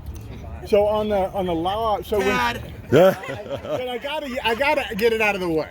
So I gotta get it out of the So way. I mean, yeah, Sunday was a great deal to watch the lobs and how people handle them. But so when you hit a shitty lob, what are you doing? What are you gonna do? If I hit a shitty lob, I'm gonna get back and buy myself some time. We can only defend if we have time, correct? So Dad, I guess with that shitty lob, where are you standing in the court? Let's say you're right middle of the baseline there. Okay, Yeah, on so your side. I throw up a bad lob, and shitty meaning it's short? Yeah. Okay.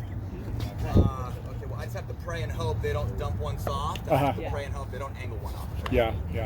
So you never guess on an angle? Do you watch their racket and see? Because I see people like just take off to the one side. Right. Yeah, I mean, it's just kind of like a guessing game. Okay, all right. If I throw up like a decent lob, I'm going to be stationary. If I throw up a crummy lob, I'm just guessing. Yeah, okay. All right. Play the guessing game. Any of these strategies are different between singles and doubles games, or between mixed doubles and Yeah, for sure. I mean, it's very, very situational out here. Singles, obviously, you're being very aggressive on the serve. You're being aggressive on the return. You're looking to come in. You're trying to put the return on their weaker side. Once you get to the net, you're guessing and looking to defend. But singles, when you're serving, is all about using your strength, cheating over. Like when I serve in singles, I'm serving towards the middle, and then I slide, so it opens up my forehand side. When I serve on the left, I serve out wide, so I tie everything around what I do well. Live and die by the forehand. On the return, you know, my level, we on the men's side, we probably come in 98% of the time. So, you know, off of the return, I'm coming in. I want to break down soon enough, because if I don't break down soon enough, if I'm still moving in as they're making contact, I'm very vulnerable with the ball going back behind me.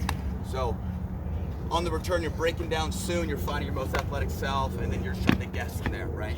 And then guessing, meaning pushing them back with volleys. If I can put away a volley, great. Or if I can jump one soft because they're on their heels. Gentlemen, mixed doubles. Kind of depends on who you're playing with. It depends on who's in front of you. John, I mean, you and Cammie have had a lot of success in mixed.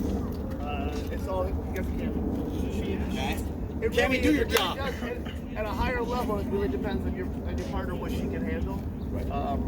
Because the guys go to attack. Cammie just has a great reset ability, and then she also can attack. So stuff that we're going to do today about that punch volley and all that.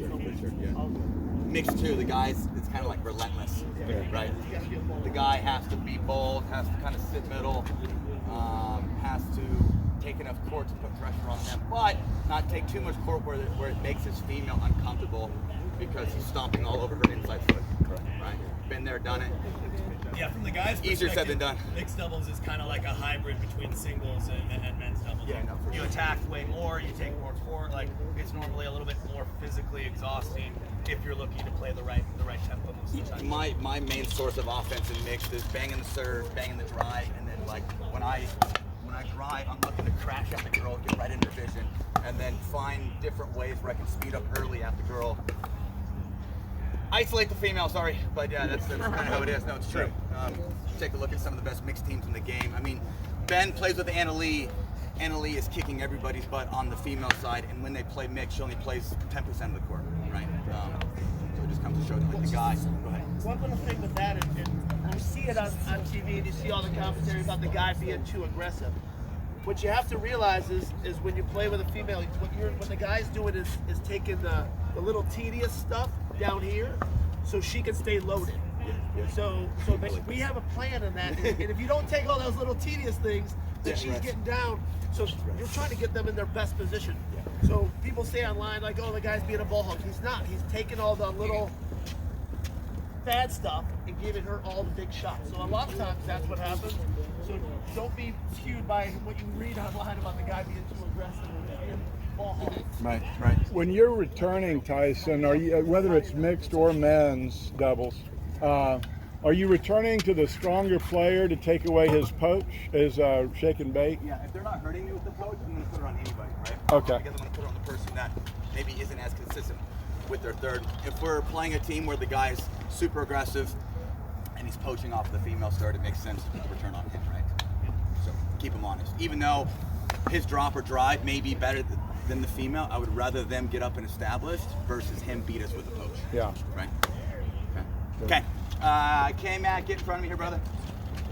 Take a look at some of the best hands in the world. They know how much time they have and they stay home, okay? Think about that. So we're going to volley back and forth here from zone 1 to zone 3. This can all be taken with the backhand. But you take a look at some of the best hands in the game, and they see the ball early. They look at the ball in detail. They focus on things they have control of, which is only watching the ball. And like we were talking about yesterday, some of the best counterattackers use what? The forehand or the backhand? Backhand. Very good. Okay. Again. Leading with the knuckles on my backhand side. If I take a forehand, I'm leading with the palm. Do know that. So backhand from zone 1 to zone 3 can all be taken with the backhand. Lead with the knuckles. Zone 4 is taken with a forehand. If you get jammed in 3 and 4 and you don't have time to slide and get space, I would just block. Like if K-Mac came at me here and I don't have time to slide, I'm just going to block. If I do have time, then I can slide and punch back. Okay, so if you see it right away and you have time to get space in that dead space area, you can punch. If you don't, block and just surrender. right? Okay. If Kyle speeds up at me and I'm in ready here, go ahead. Okay. If I don't have time to roll my knuckles down, I should do what? Block. If I have time and I see it, I can do. Get that stuff out. Okay. So second imaginary ball with your punch. First imaginary ball with your block. Okay. Tyson, So. there are a couple guys asked me about what's that one imaginary ball do. Yeah. So it's just the distance from my body. Like here's the first wall, there's the second wall, right? I was talking about this yesterday. When you hit a dink, you meet the first wall. When you hit a drop, you meet the second wall. It's just where you're finishing your stroke. Block wall, punch wall. Block wall, punch wall. Okay? Yes, that makes sense? Yeah. Okay. So when I'm in continental here, as K-Mac comes at me, in order for me to get my punch down, my face is actually kind of open. So I want to get my knuckles situated there. If you guys don't mind, grab your paddle for me. This is going to feel like a little uncomfortable, but you should feel like your wrist is kind of on top of it, or like if there was like a mountain on your wrist, you have that mountain there, and then you're pushing down. Yeah, that's the stroke there. Okay, so if you're not able to get your knuckles situated down, just block. If you see it well enough and you can get that spacing, punch away. Okay, take a look. Or if this is my book, it's like you're opening up one little page of the book as well. I'm not trying to generate pace. I'm just redirecting pace. Okay, this is generating. Okay, again and again, we're going back and forth. There's no way I can beat people 14 feet away like this, correct? Okay, this is called generating. If he's back and he's dropping and I have a high ball, I can generate. There's pace coming at me, I'm doing what? Redirecting, okay? So this is more of a redirect, okay, short and sweet. Keeping things up in front of me, that was out, right? Yeah, look at that, tracking the bill again, okay? And keep things out in front. Okay, block, if I see it, punch. Okay, whoa, K-Mac, come on. Wake up this morning. So, what are you guys noticing here?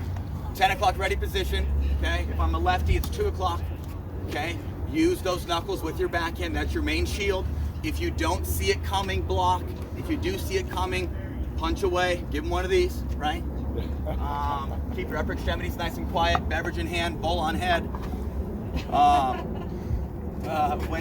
So let's say if Benny is in front of me, if Mr. Johnson in front of me and he's beating me head to head, when he speeds up, when I get uncomfortable, I get so premature with my guess and I start focusing on things that are out of my control versus if I know how much time I have when he speeds up, I see it in detail, it's slowed down, the ball's bigger, plain and simple.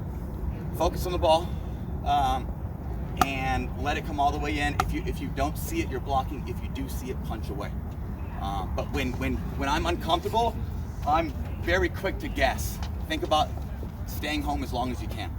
Okay, so if Kyle comes at me, I'm gonna stay home, Okay, versus Kyle comes at me and then I'm looking to guess. Okay, stay there, you have more time than you think. Does that make sense? Easier said than done. You know, I think posture is a really big deal here. I mean, we all have different body types, but I think the lower and more athletic that you can get, what it does, the lower I am, I can trust now that ball coming into me more, where I'm a lot stronger and I have this sort of my contact point. If I'm higher up, I get nervous about letting the ball into me longer because as it's getting into me, it's also losing height. So that's when I start stabbing and getting way too far out here where I have no strength. So get a little bit lower and trust that the more you can let that ball into your bubble, the stronger you're going to be as you make contact. Okay, if I make contact too early, watch what happens with my wrist. Right. So whether I'm dinking or I'm out here casting or I'm hitting a punch volley, if you get out and extended, your wrist is going to want to use. Let it come to who? Let it come to you. You have more time than you. Very good. Drills. Forehand to forehand first. Got a ball in my armpit. I'm going to keep that ball there. Oh yeah.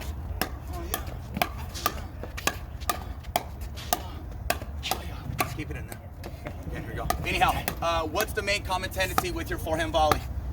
All this added range of motion. So if you find that you're chasing trash back there, trying to say hi to somebody, okay, stick a ball in there and keep that sucker lodged in.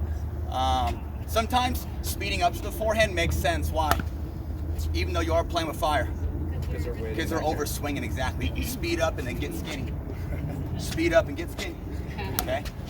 So forehand to forehand, elbow lodged in, lead with the palm, keep it inside of peripheral. If there's a fence back behind you, keep it inside of that fence. Backhand side, same thing. We can go zone 1 to zone 1 or 2 to 2. Yes. Okay. So forehand to forehand, backhand to backhand. Next thing here, I'm gonna have, let's go, this is south side, right? Yes. Okay. We'll have south side back at the baseline. South side, I'm gonna have you drive and then lob. We're just gonna add this in, drive and lob. So that, so north side's gonna be working on their punch and then working on an overhead. Okay. Punch and an overhead. Yeah. Yes, I'm driving. We here, driving. I'm lobbing. I'm driving. I'm lobbing. Get to work, K-Mac. Don't lob me, Tyson. Lob. Sorry. How dare you? Drive. I'm lobbing. K-Mac, take us through your lovely overhead technique there, if you don't mind. Yeah, no, for sure. I think the moment you see the ball in the air, what you want to avoid is instantly going backwards with your hips square. So the first thing I think about doing is just swinging my dominant leg up around, getting it sideways. I like to holster, what I call holster my paddle here, so I don't start it down, kind of have an abbreviated motion.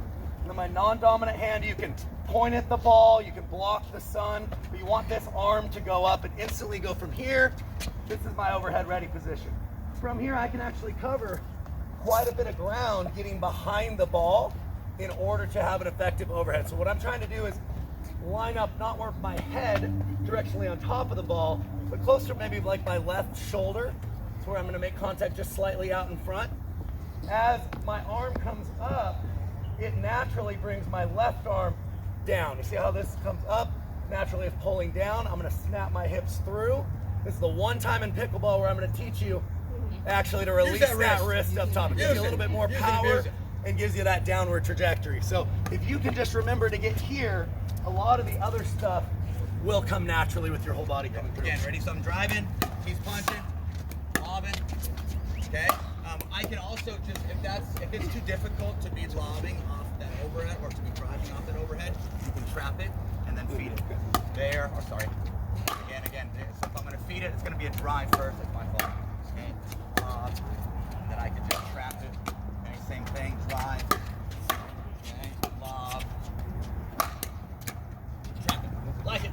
Okay, head to courts or head to a similar court. I guess head to the court you ended up on yesterday. Gentlemen, I'm gonna have you guys feed for me. So we played this yesterday. This side is feeding a return. That side yesterday had to hit a third ball drop and come in.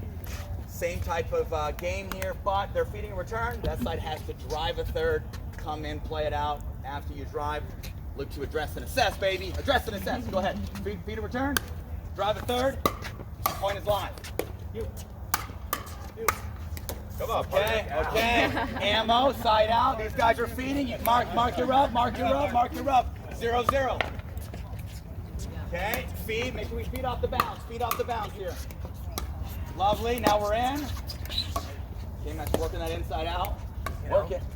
Okay, point. These guys are back. Score is 0-1. Oh, let that go. That thing's going to the fence. Don't be chasing his bait. Stay with it. So, hey, something to think about. When you're at the kitchen line, somebody drives at you. If your hands feel slow up here, or if your hands are late getting up, are your hands slow, or is that ball going out? Ball's going out. Your hands are not slow. Okay? Yeah, right. That's what they all say. Okay?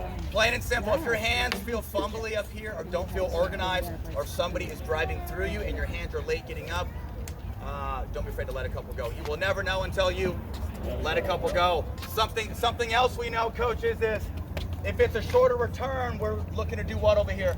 If it's a shorter return, this side is running through their third. Very good. So a time when you want to leave some out balls, you've left a short return.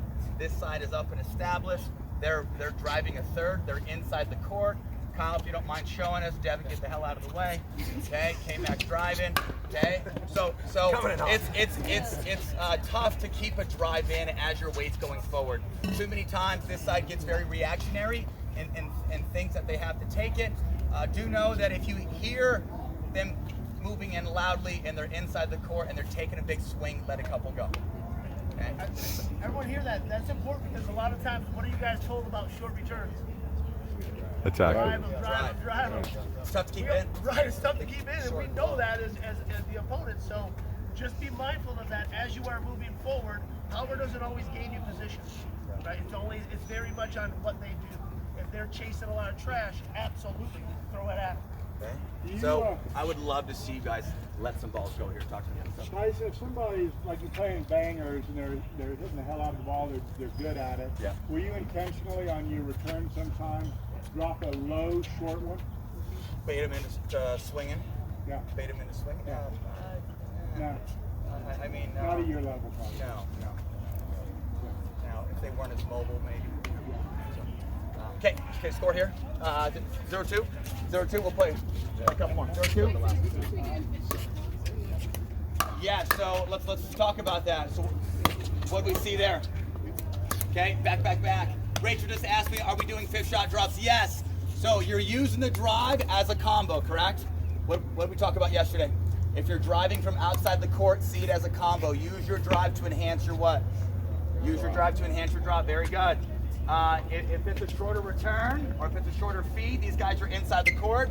If they drive and crash and it's floaty, they have license to come in, swing, and put a tattoo on them. Okay? Tad had a question yesterday Yeah. about the ninth shot drive. You want to know about Tad. I was talking to somebody yesterday. I said you can only drive twice. You can't drive. That was Craig. Where was Craig? 2 times, Craig, not 3.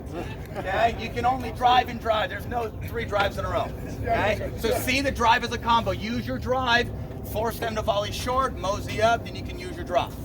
Okay? Here we go. 0-2, feet up the bounce, Nice. Drive. Okay, side out. You guys are up. They're back. Scores 2-0. Remember, you dictate the pace of the game by having ammo in your pockets. Go. 0-2. 2-0. Nice. There's our drop. Play it out. Very good. 4. I like it. So, hey, tell me. So, hey, when is it okay to swing in transition? When is it okay to swing in transition? We talked about this yesterday. Sheil, talk to me, brother. If it's like a lofty return. Okay, if it's lofty, if it's a sitting duck, if it's got your name on it, if you see it, and if you can beat the people head to head, yes. Okay. Right? Yeah. Any other examples? You have to make it with an accelerated step going forward.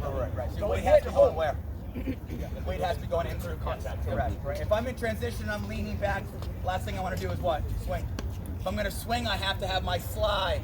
I need to be stable in the correct location. The ball has to be where? Either in yellow or above. Slide is. Okay, head back to your courts. Do know we're going to be...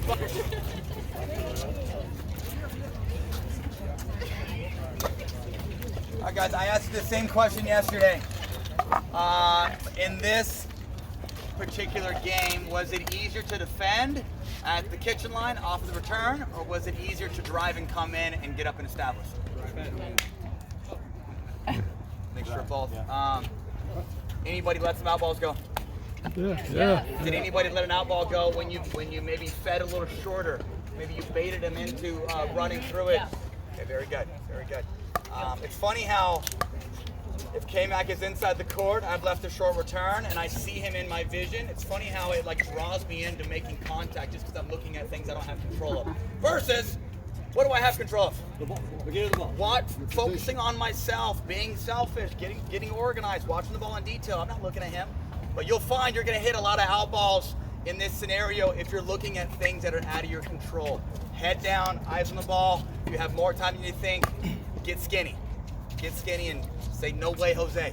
No, I'm not going to chase your trash. I'm not, okay?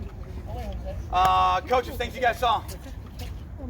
Yeah, I mean, I think, I've always been a fan of avoiding the double drive, but I think the thing is it comes really down to balance, right? Craig! If the drive is working, right? You drive the first, you're balanced, they hit a weaker volley, but it's bouncing, the apex is sitting up, you've got a lot of time to pick your spot. Go ahead. I think it's okay to drive again, right? Especially if you can tell they're struggling to handle your pace. You can beat them head to head. But if you drive, it gets back on you in a hurry, you kind of want your default mode to be ready to just go ahead and drop. If you recognize you have more time, then you can keep being a little bit more aggressive. So one thing I notice is when you guys are in trouble back here after a drive and you're taking a ball that you don't really have control on, the natural instinct is you throw it away from you, right? Get it away from me, Cammy, jump in there real quick. You throw it away from you to the person over here because you're like, I don't have to deal with it. And now you set your partner up for a lot of trouble. I tell people, if you don't have control, keep the fight in front of you. Because when I do that, I bring K-Mac in to help me. Here, I'm just throwing K-Mac into trouble and he gets hit. So if I don't have control of this ball, I want to keep it in front. If Tyson hits a big ball, hit a big ball, I just keep it in front. Yeah. If I have control, then I can go to the setup. We get so instinctual to throw it away from us, but what we're doing is we're not a very good partner that way, and that's a hard part to think of when you're like, oh, I just want to get that ball over. Middle of the point. It's tough. Yeah, You're like, where the absolutely. hell am I hitting? So that's everything you guys are learning. Raise that pickleball IQ and start to realize, hey, do I have control of this ball? If I don't, keep the fight in front of me a little bit more. Yeah, no, I agree. Oftentimes, too, as John's partner, it's not that uncommon that I would be not perfectly connected with him, but a little bit creeping up. Another argument for why he should go back in front of him, because I'm not as good of a defender if he throws up something that they can attack. So real quick, just before Tyson goes on to the next one, I was over here on this court. When you guys are, taking that hard ball at you, the tendency is one is our ready position. Where is she? Janie. Jenny. How are you? No, it's Jenny. It's Jenny and a Jeannie. Yeah, I know, I've been dealing with that too. Jenny likes this ready position. And then so everything is back here, right? Okay, so when you are seeing that hard ball come at you, get, like Kyle said, get low, be strong with your core, get this paddle, this hitting arm out here. If you were to play baseball, do you catch a ball here? Is first baseman out here? Hell no, he's out here. Okay, get that hard ball out in front of you. Okay, not back here. So keep in mind that if you're at a position, whether it's on a dink, you're in transition, you're dealing with balls in here, keep it where? Keep it in front of you. Clean up your own mess. Don't be giving it to your partner. Okay, K-Mac, I'll get you right here. I'm gonna hit some drives here. Okay, so tell me, who likes their two-hander? Who likes their two-handed drive? Who likes their two-handed drive? Kevin likes Rage. Kevin likes it. K-Mac will be showing that. I'm gonna show a Ferrari forehand. That's what I live and die by, baby. Ferraris. No Kias around here. So, like what I was mentioning, when I play singles, anytime that I'm on the court, when I'm serving on the right side, I serve towards the middle, so it opens up my stronger wing. When I serve on the left, I serve out wide, so it opens up my stronger wing. I'm a big fan of, you can be a little one-dimensional back here because you have time. Take a look at some of the best players in the game, and from back here, it is a little one-dimensional. Ben generally just drives with the forehand, drops to the backhand side. I'm the same way. Rye will drive both forehand and backhand. Take a look at Simone Jardine. She's pretty much dominant forehand as well. So know that you can just be stronger with offense on one side of the back. Okay. So how I hit my drive, I'm a big fan of giving myself space, thinking bounce apex contact, letting the ball come to me, and I have more time than I think. Okay. So starting and ready. Starting and ready, ball comes, I'm getting turned, whether I lay the paddle straight back, or I add in the loop. Tennis players, raise your hand. You guys spend some money on your loop. Usually takes about 6 months. Step 1, 2, 3, 4. So if you spent countless hours and dollars working that loop, do it here. If you did not, laying this directly back also works just as effectively as the loop. What's tricky about the loop is that you have to time your loop with the pace of the ball. What's nice about the straight take back is that it gets straight back and there's less going on. So if you're going to take it straight back, top of the paddle facing at the net. Butt cap is facing at my target. I'm putting the paddle almost in my hip there, using my left hand as spacing. If K-Mac feeds me a ball here, I can catch this ball with my left hand. That tells me where my spacing needs to be, and also tells me where my point of contact should be as well. Okay, so use this as spacing. If there's strings tied up to my wrist and my hips and my belly button, when I, whether it's open stance or closed stance, when I swing, all those strings stay together. I'm gonna start with my hands together and finish with my hands together. Okay, so this is all one motion. I'm trying to keep that kinetic chain. Okay, laying it back.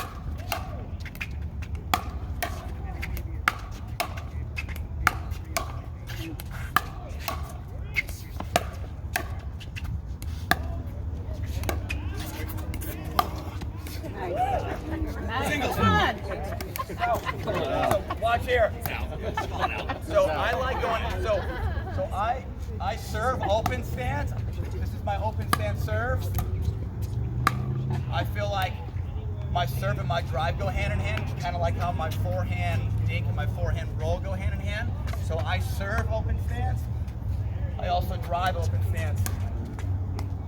Okay. If you're unable to get enough power with open stance, know that more open stance is hip rotation and trying to bring around this dominant hip. If you're not strong enough in your hips, I would close your stance, load off your back foot, front leg is your stabilizer, and you're transferring your weight forward. Okay, but try open stance, let the ball come to you, hands get set, swing and low to high. Waiting, stance. Okay, and what's nice about open stance too is that there's less going on. You don't get as jammed. When you close your stance, it's easier to get jammed. When you're open, you're kind of naturally like getting this left hand over even more. So it's a little easier for spacing. So think about letting the ball come to you, getting your hands organized, think of bounce apex contact. Know that your preparation on a ground stroke is like a math equation. Things have to be correct from start to finish. So there's a lot more preparation in a ground stroke than there is a dink, correct? Yeah. Okay, Mac, show us that lovely two-hander. So, we just posted, I just posted a video on my YouTube channel. Did you guys watch that? Yes. Talking about a two-handed backhand. Kyle and I spent 25 minutes talking about a two-handed backhand. Anyhow, so take a look here. You're going to see that his left hand is the main user, and his right's just kind of there to hang on for the ride. So it's almost like hitting a left-handed forehand. The left hand is on top, the right hand's on bottom. Last thing we want is the hands on top of each other, so they're fighting. He's getting good extension with that left arm. He's trying to push and extend and lengthen his non-dominant, and then just use his right hand to kind of guide and steer. Okay, he's bringing the back hip around, but main thing on the groundies is that if you're hitting a forehand, keep the dominant hip and the dominant shoulder all together. If you're hitting a backhand, same idea. Keep the non-dominant and the non-dominant hip all together. Okay. Questions for us? Yes, talk to me, Jennifer.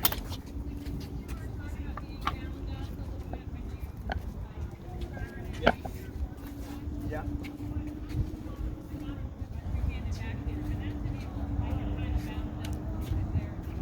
Yeah, I mean, it's definitely like a bit more compact, just like your backhand volley too, right? So if you feel like you're not able to get enough power with one, adding two in definitely helps. Well, it's kind of based on your background. Like most tennis players that like the two-hander or using the two-hander out here. If you feel like you're not able to get enough power with one, you can try to add it in. Okay. Yeah. Tyson, Okay, how do you on my style cart? But I got the handle so short that I can't fit both. The my handle's hands so in there. short, you gotta get a longer handle, girl. Well, I bought it from you. Not kidding. How do you? And know that like if the handle doesn't fit, there's a lot of two-handers.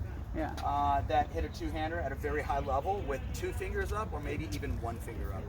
Okay. Yeah, so I'm you're gonna here. you're gonna I've got find both out fingers on the back. Oh, okay. So there's probably gonna be like a just to finger or make 2 up. space for my right That's hand. how If you I make tried to the- have both hands, gotta Right, be very, very yeah. jammed here. It's very uncomfortable. So I let my top 2 fingers go on the back of the paddle, and then just add the right hand on the bottom. Also, too, this right hand, like it's almost like my right palm is almost off of the handle. So this has no usage whatsoever. So like this like half of the grip should all be for my left hand. But then when you switch really quickly, your forehand. Yeah. But remember, you're back at the baseline, so you have time. You have time. Yeah, correct. Remember, we're always putting you in a position where you have time as you're changing grips. Later on today, we're going to talk about the roll volley.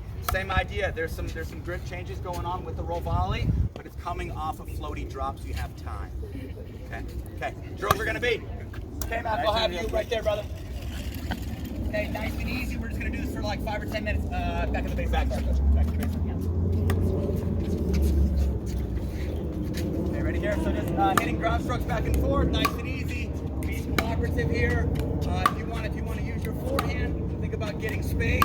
Look how far we are from back behind the baseline. Bounce, apex contact.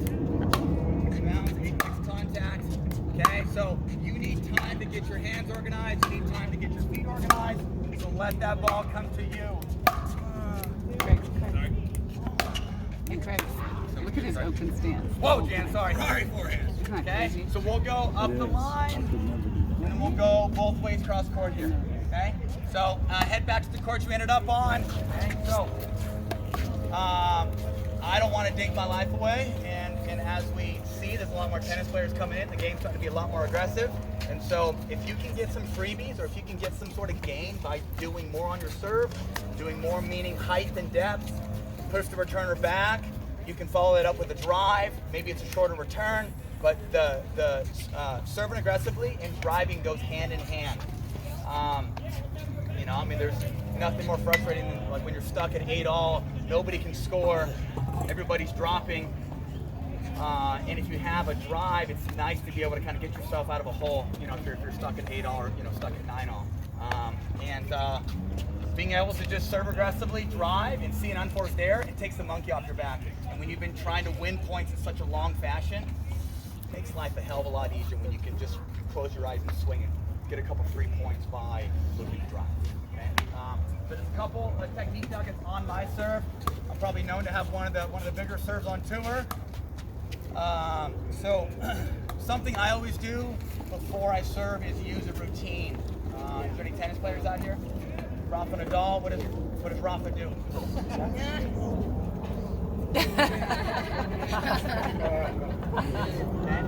You step down the line though. You can step over the line for him. It is such a long day playing tournaments. If you don't have reset methods to go to, this can get you pretty quick. And one unforced error can lead to a full game, or maybe even a full day.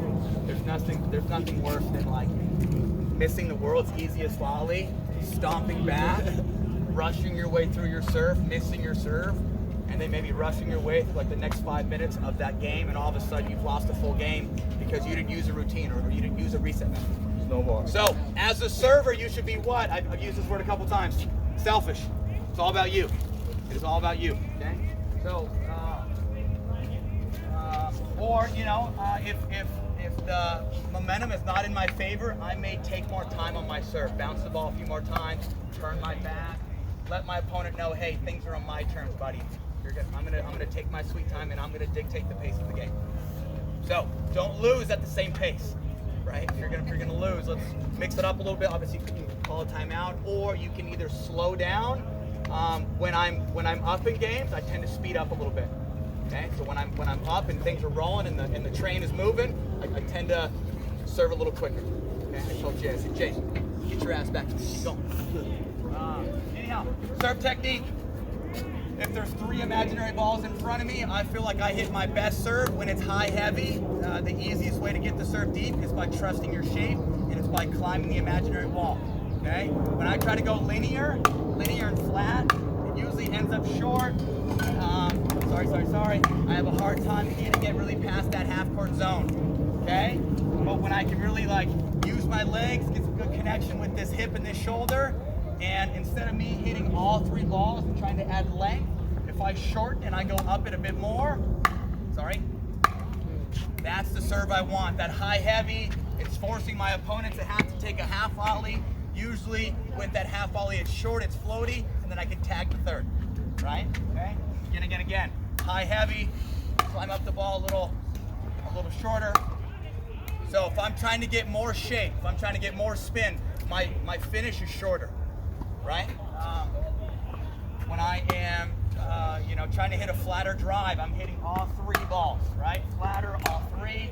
If I'm going more spinny, I'm finishing at the first or the second, and I'm going up it.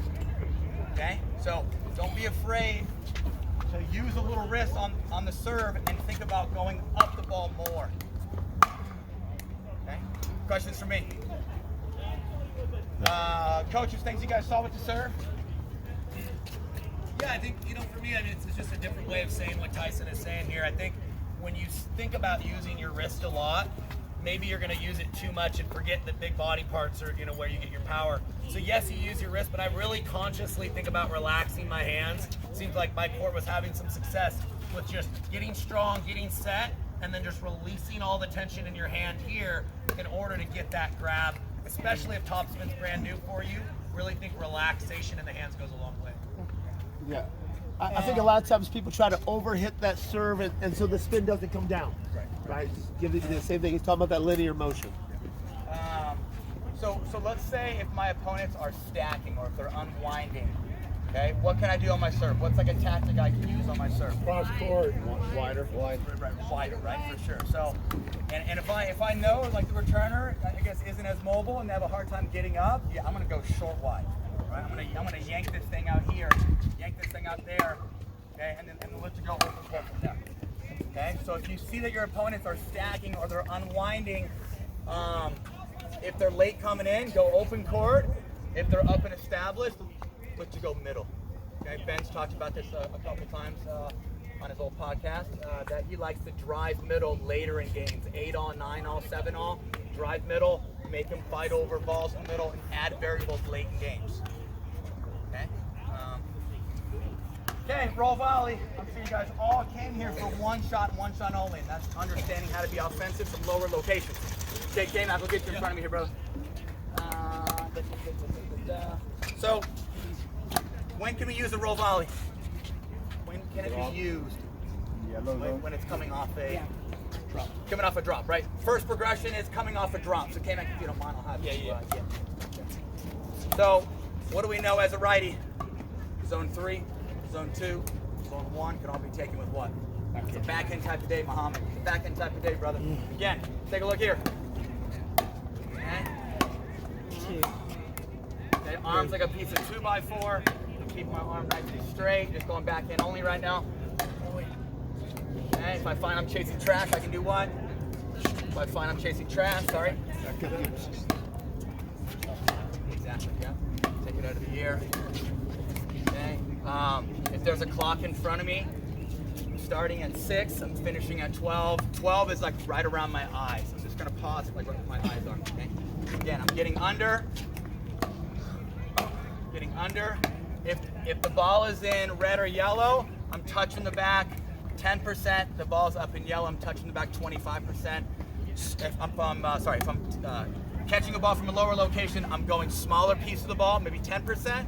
If I'm catching a ball from a higher location in yellow, maybe 25% of the ball. If I'm catching a ball up in green, I'm going through the whole ball. Soft tissue massage, medium tissue, deep tissue.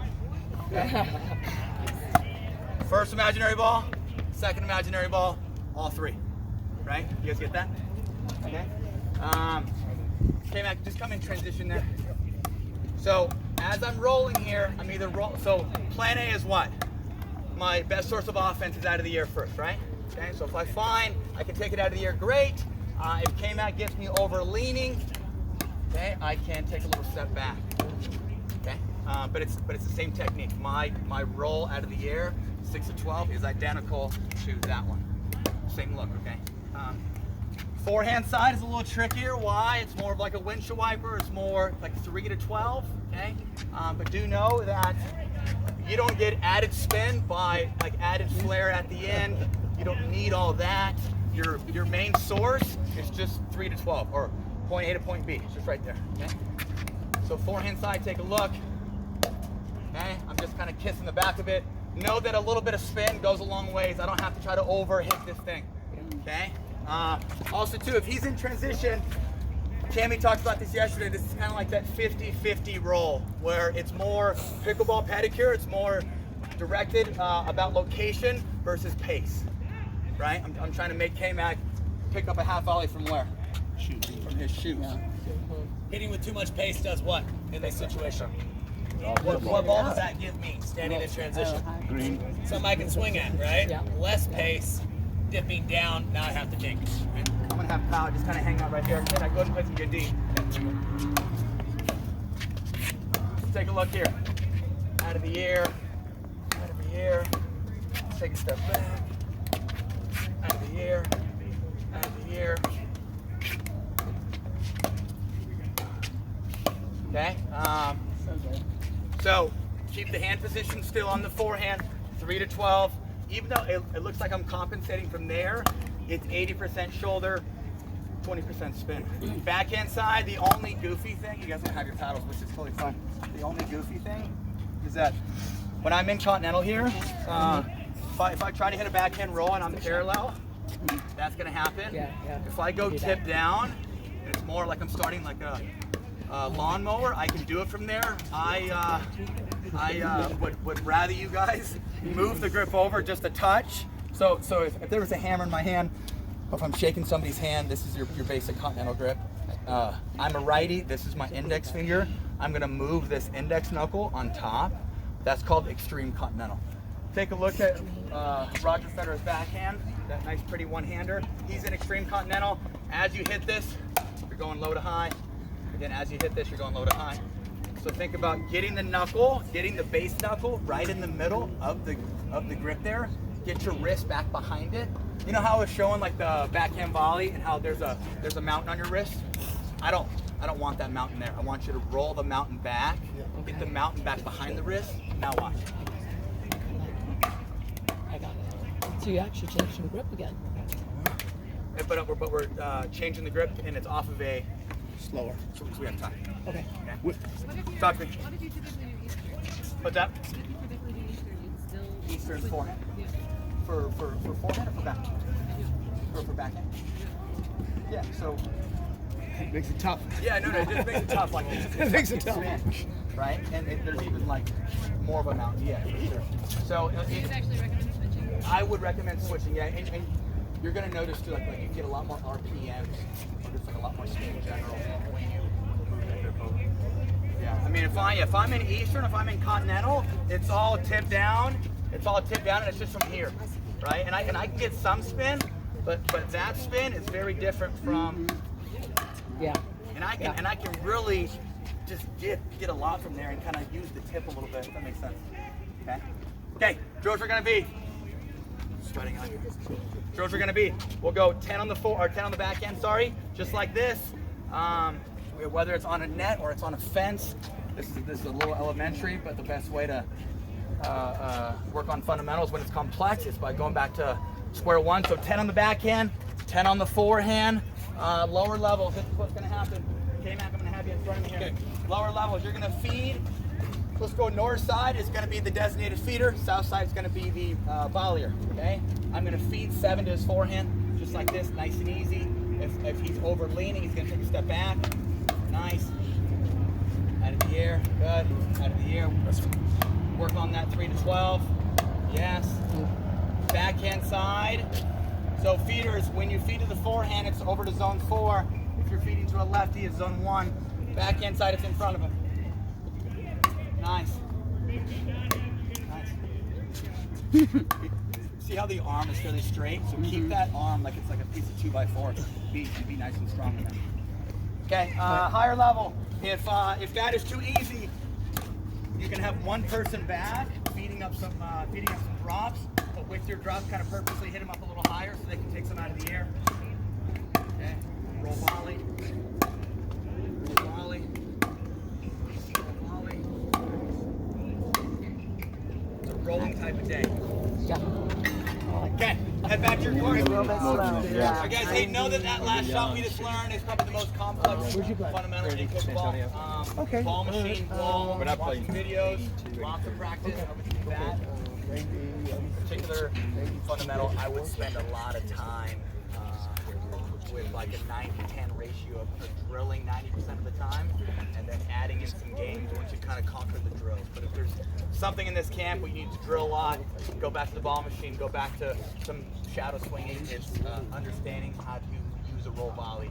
Think about the grips, know that it's coming off a drop so you have time to work with. The next progression of that, once you've used it off a drop, I'm gonna have K-Mac up here. Now I can start using a roll volley from like a kitchen speed up. So we're dinking back and forth, dinking back and forth, dinking back and forth. Take one out of the air here. Okay. So I can use a roll. I can use a little backhand roll out of the air. Okay. So the first progression is using it when you have time, off a drop.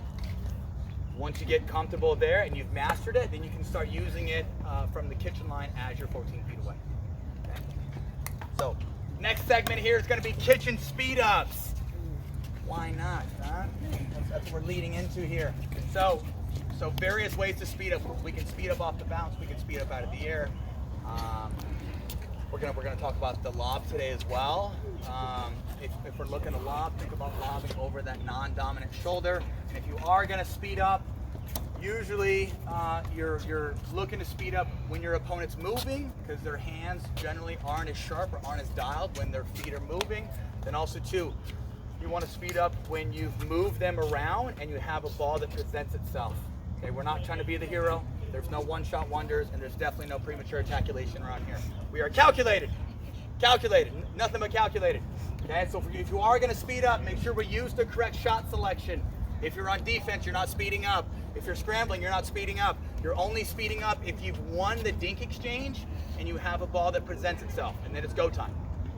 Okay, so first step is, as we're dinking back and forth here, is hitting dinks that are a little deeper, that have more intent, that forces my opponent to lift. Off of that lift, I can pick my poison. Okay? And when I speed up off the bounce, what am I waiting for? Apex. Pop up. Apex, very good. Thank you, Shield. Okay? Shield's on it, man. Waiting for the apex. If I want to speed up out of the air, that's fine. I can speed up out of the air in green or yellow. If I speed up out of the air in yellow, what do I need? Exactly. Okay? If I try to use like a little poke in yellow, it's not going to happen, right? It's not going to happen. Okay? If I want to use a poke, it's probably halfway green, halfway yellow, but it's up a little higher off of the poke. I'm looking to, I'm gonna poke it, and then I'm gonna clean it. Thank you, K-Mac. Okay? Poke it and clean it.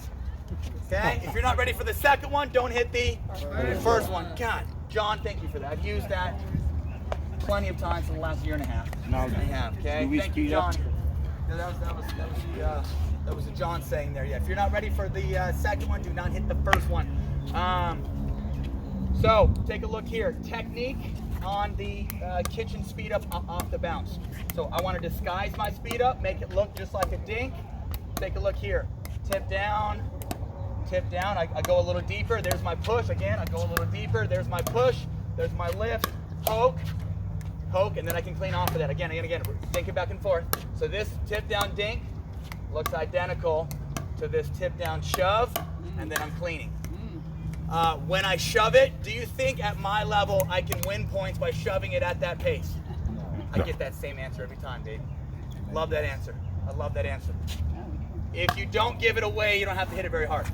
If you give it away, it may come back in a hurry. Correct? So if you don't give it away, you can speed up at lower locations. Think well placed, off pace, and then clean. Okay, so I'm looking to shove it where? Where am I looking to shove this Dominant thing? shoulder. I'm looking to shove it right in there, which is going to produce a pop-up, and then I'm cleaning. And I can shove it in there, whether it's tip down knuckles or it's tip down palm. Palm, clean, or, K-Mac, if you don't mind, do it to me with those knuckles there. He's gonna go knuckles. So back in. Yes, watch this. Tip down dink, tip down speed up, zone 3, zone 4, and then clean. Okay? So think about finding the correct spot, and then I kid you not, it will come right back. So get ready for that second one. Okay? So we're thinking off pace, well placed, and then a combo off of that. Okay? If I go line, let's take a look here. I'm gonna go line. Okay? So when I speed up line, So when I start, it comes back. I'm gonna stay right there. It doesn't always happen, but something we know is that it generally comes back to the same zone. If I start in zone 1, it's gonna stay in zone 1 or maybe zone 2. Okay, if I speed up cross court, who's it going to? Sperling better be ready to clean up my mess. You better. Okay. Something I use with Riley Newman over the last couple years, if you feel like your partner has better hands than your opponent, let's say you've tried to beat your opponent here, it doesn't work, but you can out-dink this person, out-dink them, speed up cross court. I would put Riley right there, who's a complete dog. He'd sit here with this 9-3 grip and beat guys head to head, but I would speed up cross court, put it in front of him, and then Riley would clean it. Okay? So think about if there's a gain here, if you don't have a gain here going head to head, and there's a game here, out-dink them or out-dink them, speed up cross, put it in front of them. Okay? Gentlemen, when you're playing mix, or I guess women, when you're playing mix as well, or you're playing gender, if you slide over and you take a speed up off of your partner's inside foot and you go middle, where does it usually come right back to? Same spot. How many times do we take this ball, pull out, and it comes right back and we say yours? Bullshit. Yeah. Bullshit. If you start it, you stick your ass right there, you stay right there. Okay? If you start middle, you stay middle. Thank you, Tyson. If you're gonna get your hands dirty, get them all the way dirty. Okay? Okay, very good. Okay, so so if K-Mac takes a forehand speed up towards this hip, I would say righties, if you're on the right side, 2 spots to go to. Most right side specialists, they can lob over this shoulder, they can lob it there. Yep, they can lob it there. Yours, Jeannie, go. Okay, they can lob it there, they can speed up line, or they can speed up hip. When they speed up hip, it's gonna go to K-Mac's backhand. Take a look, go and speed up hip, backhand, slide, again. He's gonna speed up hip, I'll top it up, very good. So when you speed up hip, it's going where? It's going to like zone, so if you speed up zone 1 to zone 4, it's gonna end up in that same area. So start forehand, slide backhand. So the way I look at it, guys, not to overcomplicate it, but this anticipation element with speeding up is huge, right? Like Tyson talked about, normally it comes back to the same location that it came from. The exception is if you hit a shot across your body, like when I'm going the hip there, right? So I'm going across my body, my forehand. Now I'm gonna be waiting backhand. I go straight, stay forehand. Same thing on the backhand. If I go straight, I'm staying backhand. If I pull it across my body, I might cheat over to the forehand because it'll likely come to that side. Okay. So we talked about the speeder upper. Talked about the counter attacker. Or actually, so who plays tournaments here? Okay, copy you guys. So if I'm playing a counter attacker and I've tried to go off pace and they're just clubbing these things back and they're beating me head to head, and I'm sitting here thinking, gosh, like there's nowhere to go. So plan B should maybe be just dink, right? And not try to beat them head to head. Or if their court position is all the way on the line and they love their hands, what's their vulnerability? Or I guess what's if somebody like loves their hands and they're a true counter attacker and they kind of pump their chest a little bit and they wake up in the morning and the first thing they think about is beating somebody head to head, what do you think they don't do? They don't get the hell out of the way. They don't get out of the way. It's true. Okay, prideful hands don't get out of the way, and they usually hang on the line like a leech. So, with that being said, if I'm playing a tournament and I paid my expensive PPA fee to freaking get here, right? If I've tried to go off pace and it doesn't work, I'm gonna do what? I'm gonna put a bullet through them. Not here, right? But come tournament time, plan B is if I know they take a lot of bait and they love their hand, I'm gonna go through them. And I kid you not, over time, you're gonna slowly break them down. Okay, does anybody know Dave Weinbach? Yeah. Okay, what does Dave Weinbach love to do? He loves to get those hands going. There's one thing that fires up Weinbach, it's this. Okay? So generally, people that love this one don't get out. The people that love this one don't get out of the way. It's true, it's very true. If you're playing a taller person and they're like riding the line, leaning in, I'm telling you, okay, not here. But come tournament time, that is a tactic. And some of you may say there's no etiquette there. There's not a whole lot of etiquette right now in pickleball. I mean, I have etiquette, but when it comes to like beating people head to head or like hitting somebody, there's not much etiquette there. But here there is. That makes sense. Okay. Plain and simple. If you've tried calculated and it didn't work, if you tried off pace and it didn't work, don't be afraid to test them. Okay, it's true. You guys are What all could looking this at me. person, what could the counterpuncher do, potentially, in order to give them an easier time to let some out balls go? Step back. Yeah, you don't have to live right here all the time.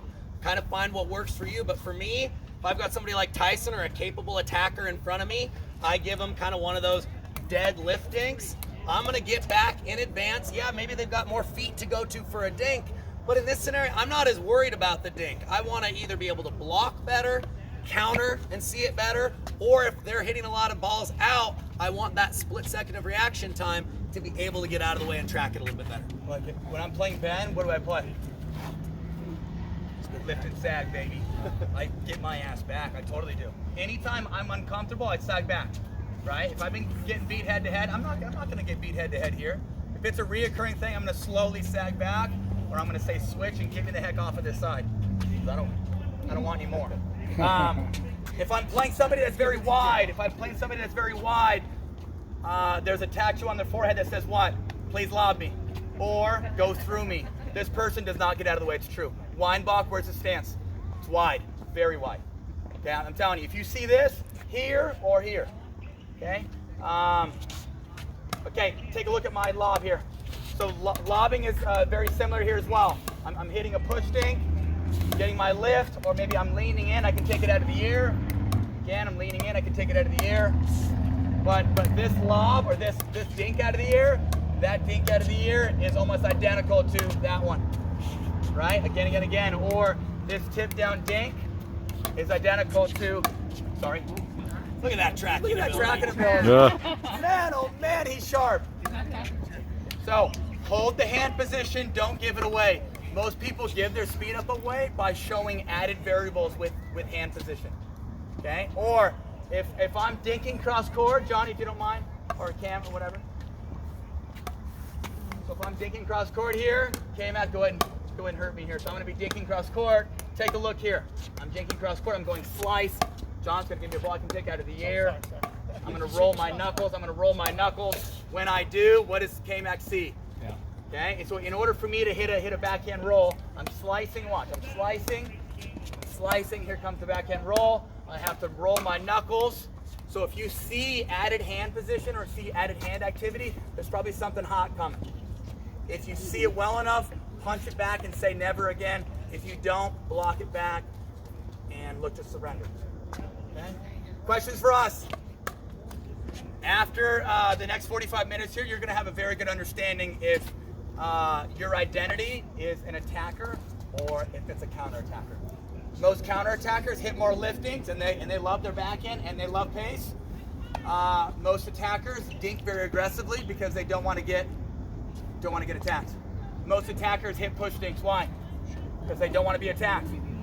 Most counter-attackers hit liftings. Why? Because they want them to come through them. Go ahead.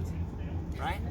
So you'll have a pretty good understanding after this of who you are. I would love to see you kind of dip into both pools, but after this you'll kind of have a general idea if you're an attacker or a counter-attacker. Go to your courts, rock and roll. Let's have some fun here. Two drills, very simple. Two drills. K-Mac's in front of me here, Two drills. First drill, I'm going to do a stationary feed.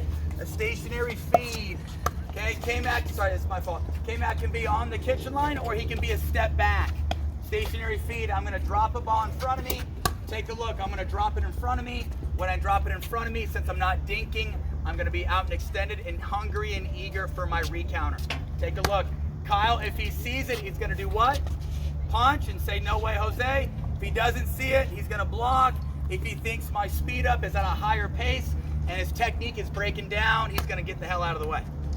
Ready here, bounce, apex. Yeah, again, bounce, apex. Very good. Okay, so 7 on my forehand. Bounce. That kick didn't work. Again. Bounce. play it out from here. So if it comes into a dink rally, we'll just play it out from there. Okay? Again. Okay? So let's say 7 on my forehand, 7 on my backhand. Okay? Tip down. K-Max says no. No. Thank you, Carl. Again. Tip down. I'm trying to find a spot. Look at the blocks. Come on, give me something to work with. Okay, lovely. So he wasn't quite ready, and he turned it into what? Block and just surrender. Very good. That's our first drill, 7 and 7. Second drill is I'm the attacker, he's the counter attacker, but now we're dinking. So first drill is more speed up and then recounter. Second drill is push dinks. Wait for a ball that presents itself. You can speed up off the bounce or out of the air. You want to show that just real quick? Yes, for sure. Yes. Take a look here. I'm the attacker. K-Max the counter attacker. Here's my push. So as a counter attacker, I'm just lifting, right? I'm not going to keep him from ever having a ball he can't attack. There's my push. Again. Push. Again. I'm the attacker. K-Max just kind of hanging back and sagging. Okay, push it deep.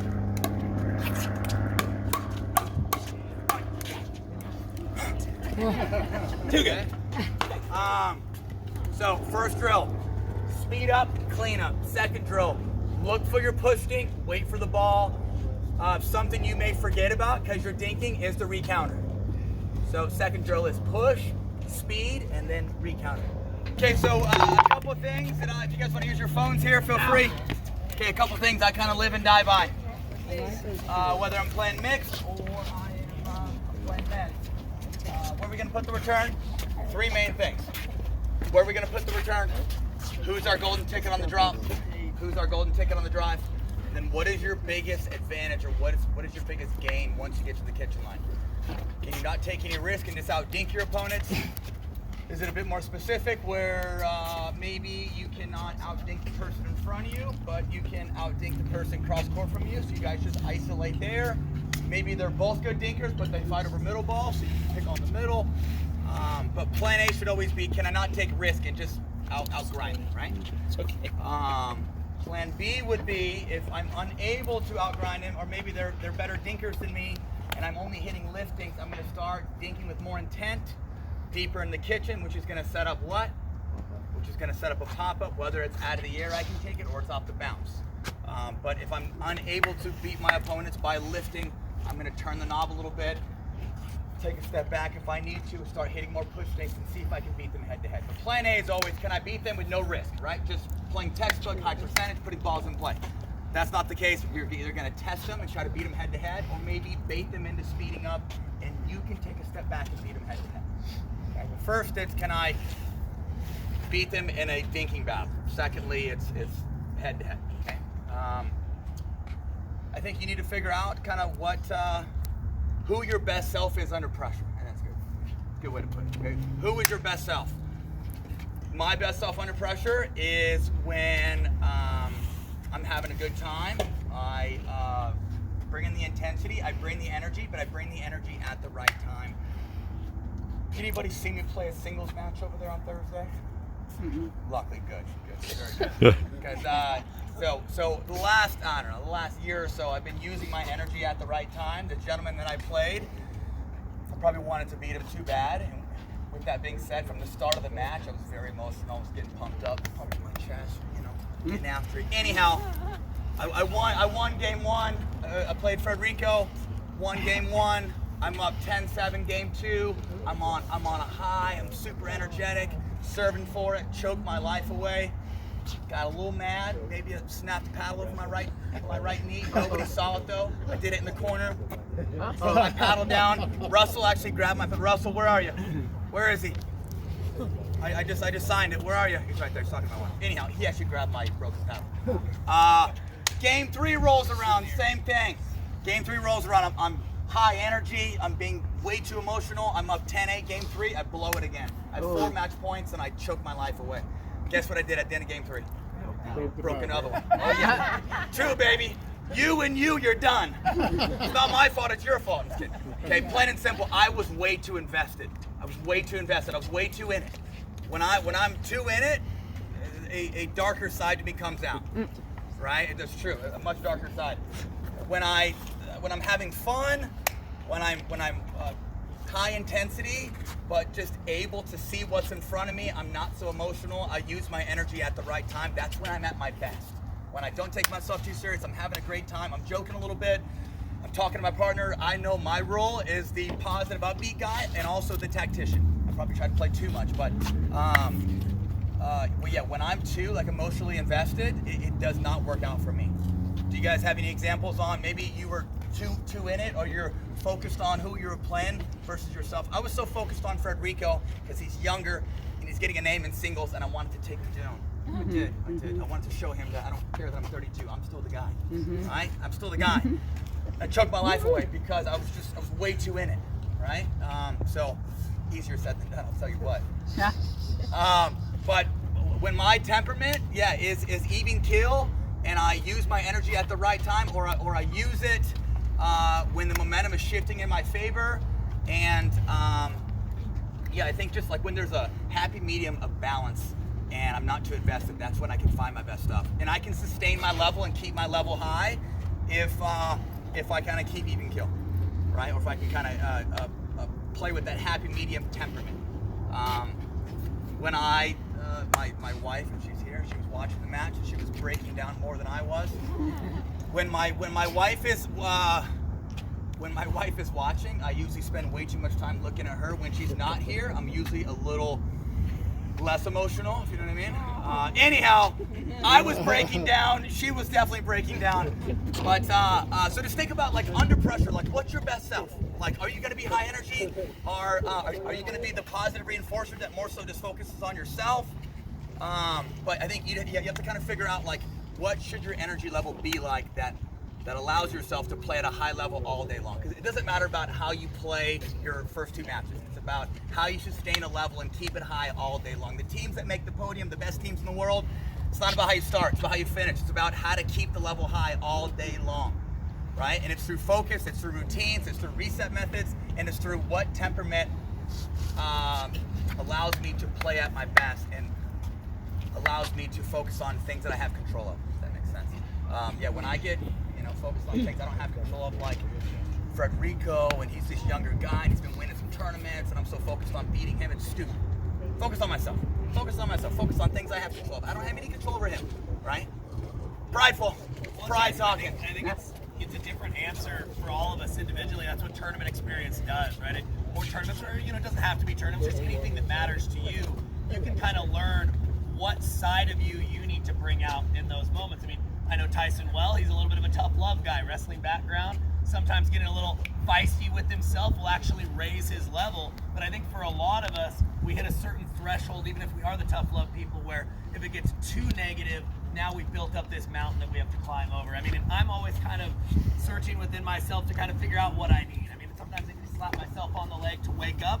Other times I need to just take a step back, smile, say, hey, how bad could it be? I'm having fun, I'm gonna compete, but I'm not gonna let the expectation or personal pressure that I put on myself dictate me not having a good time and playing a lot worse. So you gotta learn your own cues a little bit, but that's kind of just what competing really in anything will teach you in developing that experience. Pressure can be your best friend. It can also be your worst nightmare, right? If you're the one under pressure where you just kind of fold and you're very internal and you're focused on yourself, I would find a partner that is a positive reinforcer that can bring you up. Let them know, say, hey, I need keywords. I need something to kind of keep me going. Or something for yourself. You can have some of your own keywords, or you can have some of your own reset methods. Be the goldfish. Be the old goldfish. Cammy and Sperling, you guys have been competing a lot longer than I have. How do you manage yourself? How do you keep the level high?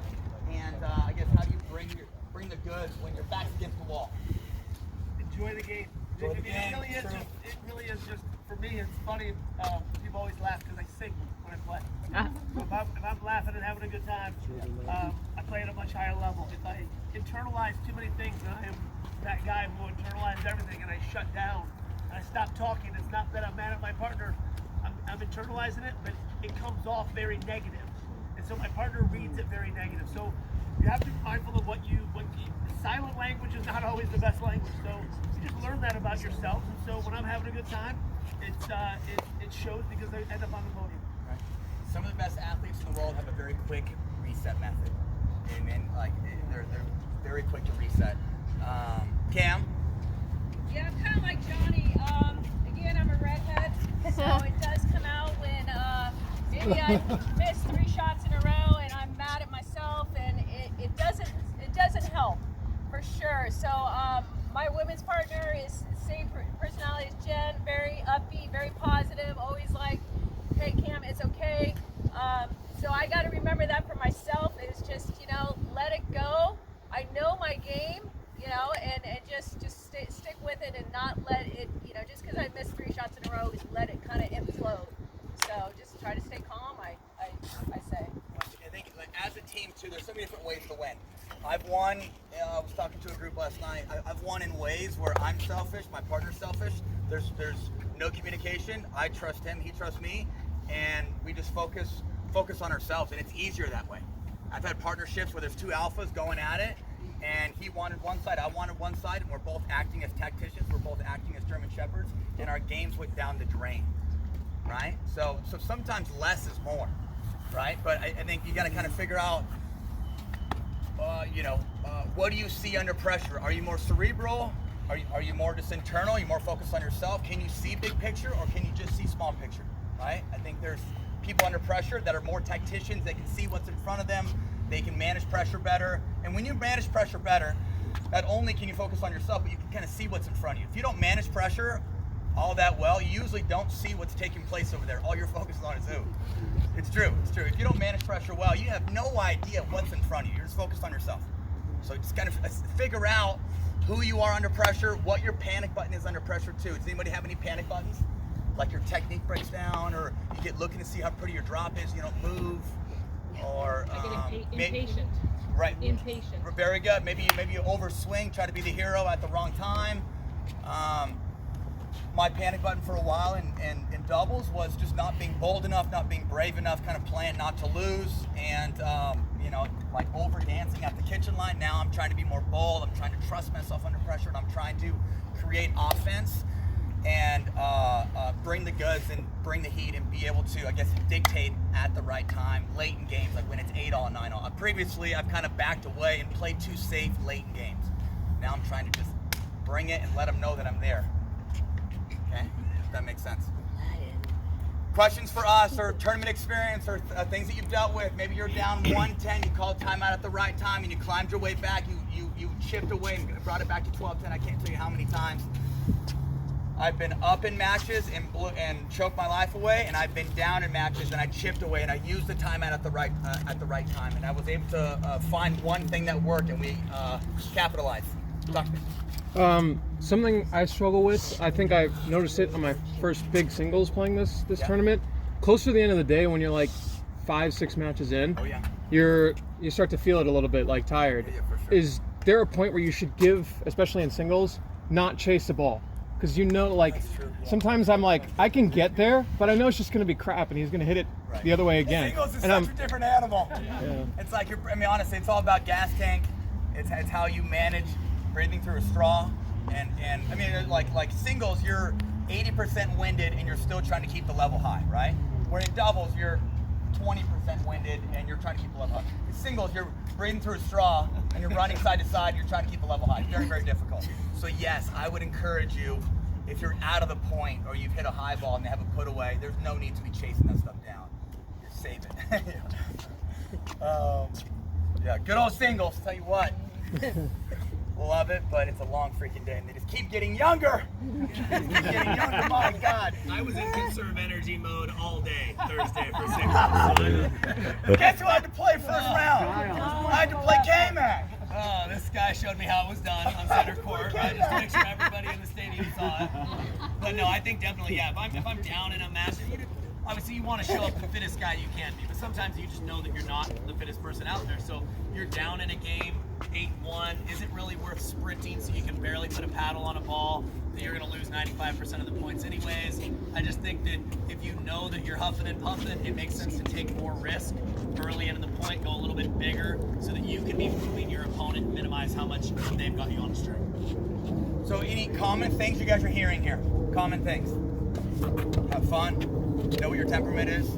It's just a plastic ball. If you take yourself too serious, if you're a little too intense, if you're a little too emotionally invested, usually does not work out in your favor. Okay, you're in it, but you're in it in a happy medium type manner, if that makes sense.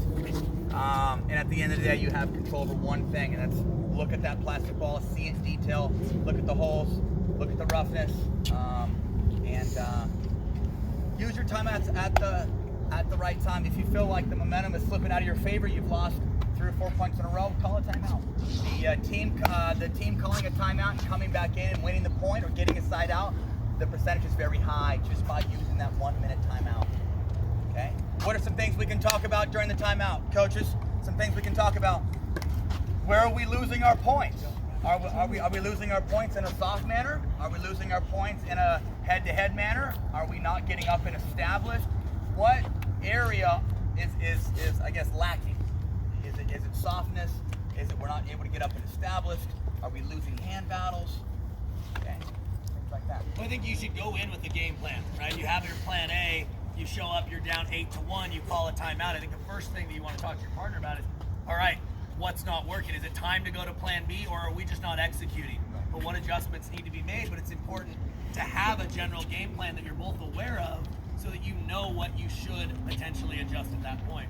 But don't feel like, and I think this is where a lot of people get prideful, is sometimes they feel like if they're not ready to make an adjustment, they don't call the timeout at all. But I think just respect momentum. Pickleball is very much a game of momentum. Even if there's no adjustments other than just slow them down, make them think about it, using those timeouts at the right time is an important thing. If you're driving and crashing, or if you're driving and being aggressive with a shake and bake and it's working, continue there and keep your foot on the gas, right? If you're able to isolate somebody, beat them head to head, keep it there. There's no need to be changing it up if you can go back to Old Faithful and it's working time and time again. Okay. Also, on the flip side, don't lose the same way. For gosh sakes, if Ben is in front of me, Tyson, don't continue to fight fire back because you're losing hand battles. Block, take a step back, but don't lose in like the same manner. Or if I'm getting isolated cross court and I just keep losing cross court battles, should I just keep losing cross court battles? Or should I try to change direction? Yeah, right, change direction. Either isolate this person, lob there, look to speed up, and don't lose in the same manner. Okay. Tyson, Talk to me. I know I've had a couple people talk to me about not playing tournaments because they're nervous. Oh yeah. They're scared, kind of like going out there and not performing up to their ability. Right, and no, there's so many good things about playing tournaments. Meeting new people, rec days, being able to network, go to dinner with various people. If you don't like your partner, find a new partner. Perfect, right? But know that it's much more than just competing. There's a lot of like social players that are playing tournaments and they see it just as a fun social scene. So know that it's much more than just competing. Myself, all these pros out here, we're very competitive. We come for one thing and one thing only: cash and hardware, baby. Cash and hardware. If Ben would stop taking all my cash, okay. Anyhow, you guys good? Yeah. Okay. Oh, thank you. Okay, let's head to our course.